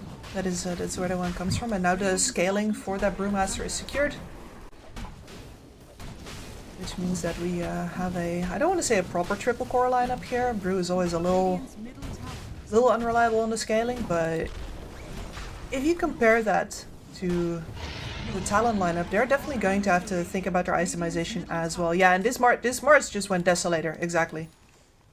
Okay. We need more than just a Slark to deal the damage here. No Vlads, but a Deso. Yeah. The big guns. It's kinda, it feels kinda weird. The Deso feels a bit naked. Damage or not, like, without the Vlads, or at least a Morbid Mask on bottom, I think that's a bit greedy. It is a bit greedy, but he's making a very clear decision here that any gold that he spent on an item that wasn't damage right there was probably going to put them in a hard position, because they don't have burst anymore at this phase in the game. We're nearing 20 minutes. The enemy is tanky because they have more items than you do. He's trying to extend his window of relevance. Yeah, but he's not providing for his team, really. No. They're not making the Slark any stronger when he's got no auras coming out from his team. Well, we'll see how it pays off. Ace has spotted Jokum. Panya with the Haystream also making his way through. Gonna catch a concoction on the way. This Tusk looks like he's already dead. And another kill for the Alk, blinking right on top of the Mirana. No TP cancel. Can they do the damage? Not enough. Only down to half. Also, the funny thing that they took this Roshan. You have the worst Aegis carrier and one of the best Aegis carriers in this team. The worst being the Alchemist. Oh yeah, absolutely. Whereas the EOD, of course, you've got all of that mana to turn into damage. Having that twice is absolutely phenomenal. And this Spotted Mars just blinks out before the OD shows up with that Witchblade slow. Exactly. And the deal about this hero, right, I'm going to go back to it, is like, if he's anticipating that from now on they're going to be team fighting, the Vlads is completely the better option. But Talon has, I think with his choice, has kind of said, like, we don't want to team fight you anymore. Like, it's entirely possible that they would never win a team fight again. Possible, it's true. Right now they're trying not to. The problem is that you can itemize for pickoffs, but if you never get any, then that Deso is still completely wasted. You could have had that Vlads instead. Doesn't matter. Getting to siege this tower for free. Akashi is trying to scout out for some vision and cutting waves, but that tower is still going to go down. They still have a wave right in front of that tier 2 tower. Alchemist pinged out in the mid lane, but they're not going to take a fight in bottom, even if they do have quite a lot of numbers here. Just no Tusk around. Level 9 on this Tusk. Not feeling too happy. Still building his blink. A couple hundred gold short. Gonna have it soon. They're giving him the priority farm here because having that blink snowball save is super important, as well as with the stated intent to pick off with that Desolator. Having somebody else to go in for you first so you can reliably land your combo, huge. Also, Chuan, I like that he went for the Shiva's Guard. Looking at the majority of the damage is still going to come out from this Alchemist, even if OD is the big, scary Sanity's destroyer. Look at this. Talon are just letting them have the towers. Like, yeah, as soon as you're in position, we can't, so we're not going to. Yeah, that's you can have that tower. DD Alk as well, so there's no way they can respond. They don't have the items that they need of cooldown right now. Well, not the items of cooldown, but basically the items in their inventory that they're so close to getting. But IHC, they could just force them back. I mean, they are splitting the map on the side of Talon, so this is a great way to bring them all back to base. Start to poke that tier 3 tower. Tier 1 for a tier 3. Yeah. That's a rough trade, and they're really just going in for us, okay? If you want to trade towers effectively versus us, we don't push fast. But you'd have to use your exorcism in order to push faster than us, so yeah. Come on home. And you might have cut the wave, but the backdoor protection never kicked in. So tier 3 down. IHC, they could bait with Sanctity. Looking at the Venge's positioning, he's quite far away from Sanctity at the time being. Maybe protecting the Alchemist now. I trust Sanctity also with the Aegis. It is running out. The full smoke from Talon. Spotted by a Techie's mine, so they know exactly where they are. Fight. This is super important for Talon. Yes. Even if the waves are pushed out, they won't be able to take any objectives. Well, that's a big minefield. That's a... It's like an intruder alert. Aegis is down, and they're cutting again, but now IHC is they coming see in. the Mirana as well. Cinderbrew does get cast on the Mirana. Slowed up, blinks, or leaps in the air. Burned by the Radiance. Mirana looks done for. And that's the hero they are going to sack. Top tower is under attack. No Aegis, though. It has run out, and they did manage to split push out the waves, so even if they do lose the Mirana, there's nothing else they're going to get in trade for it. Just going to have to protect another wave, potentially try again. Alchemist is really strong, despite his courier dead. He did pick up that BBKB, and of course a casual plate mail towards the AC. So that's a lot of damage mitigated from the Deso, from the Exo, I love this. from the Slark. IHC knows they're the bosses right now. They're just going right back to the tracks. It's like, hey, you want to split pushes again, huh? It's the same case, but Akashi, I like his moves here. No mines found. He's so close to getting the jump in. This has to be perfect for Talon. Already scouting out the back. Ace knows something is up. Primal split for the push. There goes a range axe. Melee also taking damage here. That earth ruling down to half HP. Akashi misses the pounce. And he sees both of his charges on the Aghanims for nothing. That is a brutal down now, though. And I guess that's a demonstration of what this Deso is for. It is, but there's no leaps on the Slark. He's been spotted. WS jumping in. Does get Sanctity caught. They've got Ace low as well. There goes Sei. But Jokum also low. So is Akashi. But they've already taken down 3. Maybe even more. Alchemist left to his own devices here. And because of that, Primal Split already used up. It's going to be a full-on team wipe. Perfect for Talon. Striking at the right time, at the right place. Even keeping the range racks, the melee racks up, which was below 200 HP. Full-on team wipe, just what Talon needed.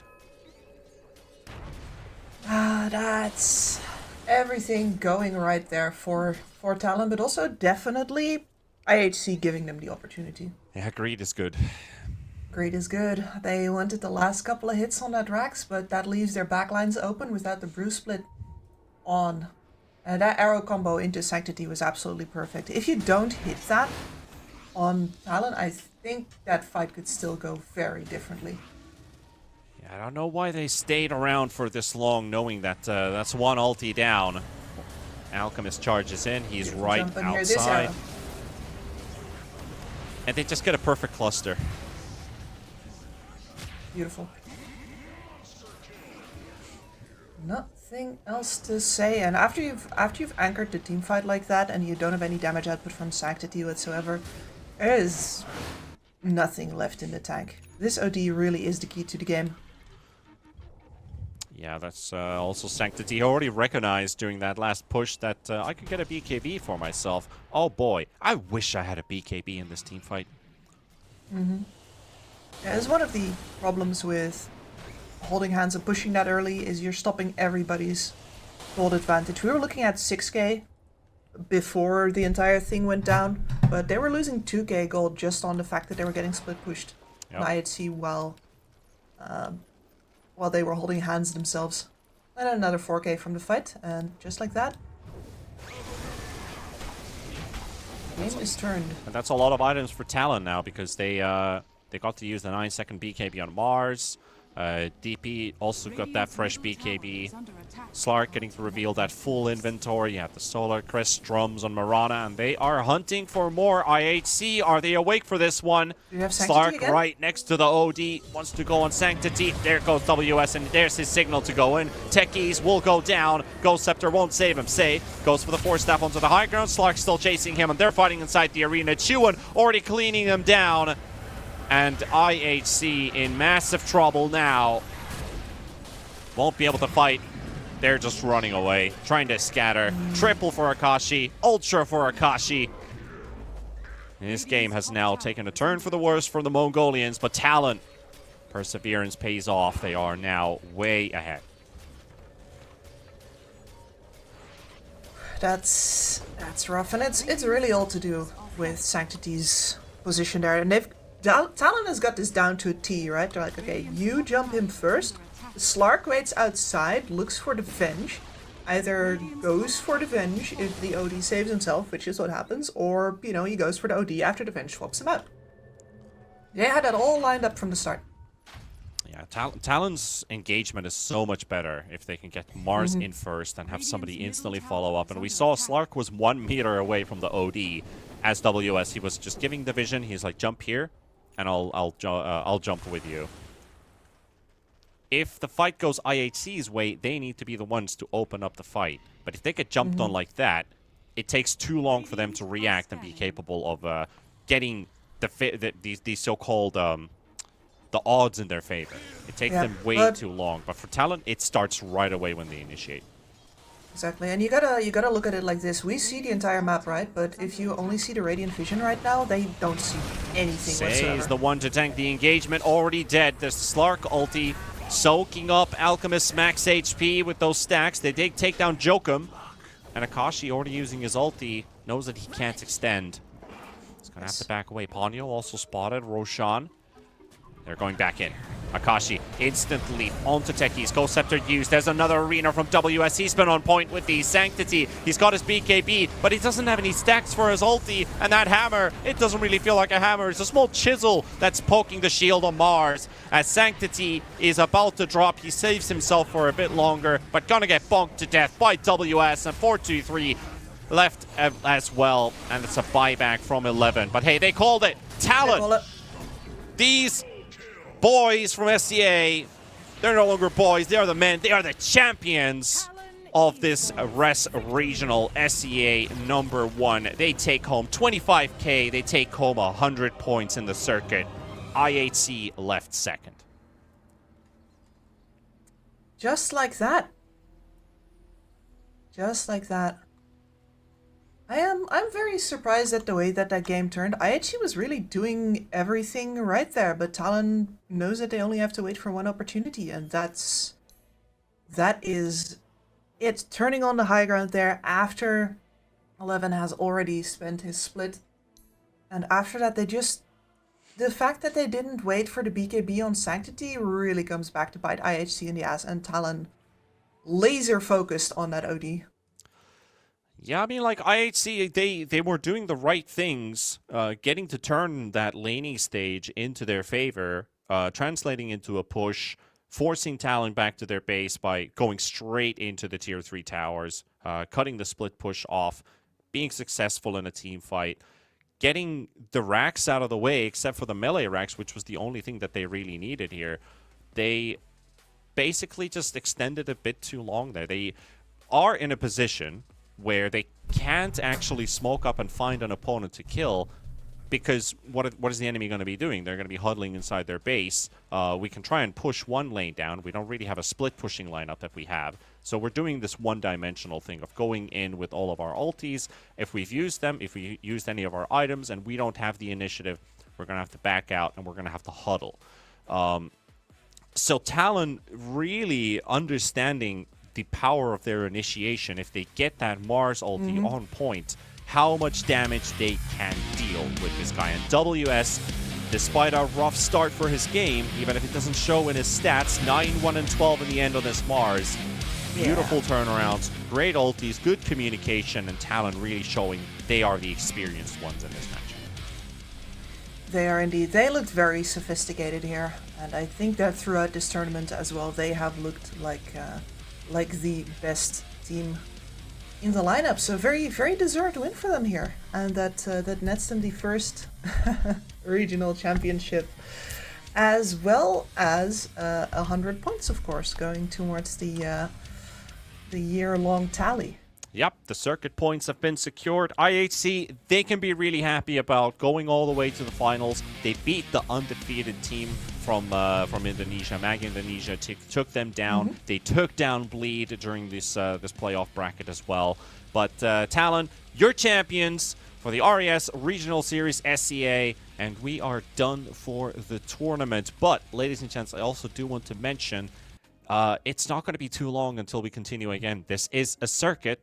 Is it going to be SCA? Is it going to be something else? Well, I'm pretty sure during the course of this day, or maybe tomorrow, something spicy is looming up in the air. So make sure that you're following the Relog social media channels on Twitter, on Twitch, most importantly this channel, to keep an eye open for, because there's a lot more Dota to come for all of you people.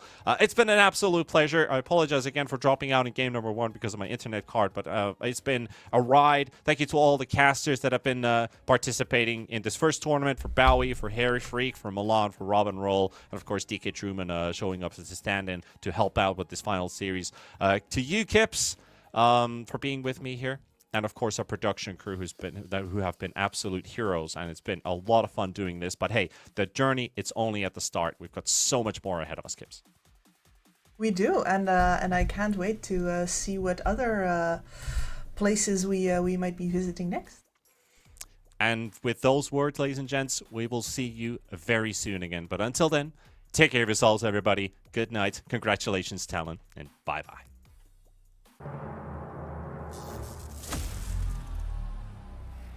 Fuck.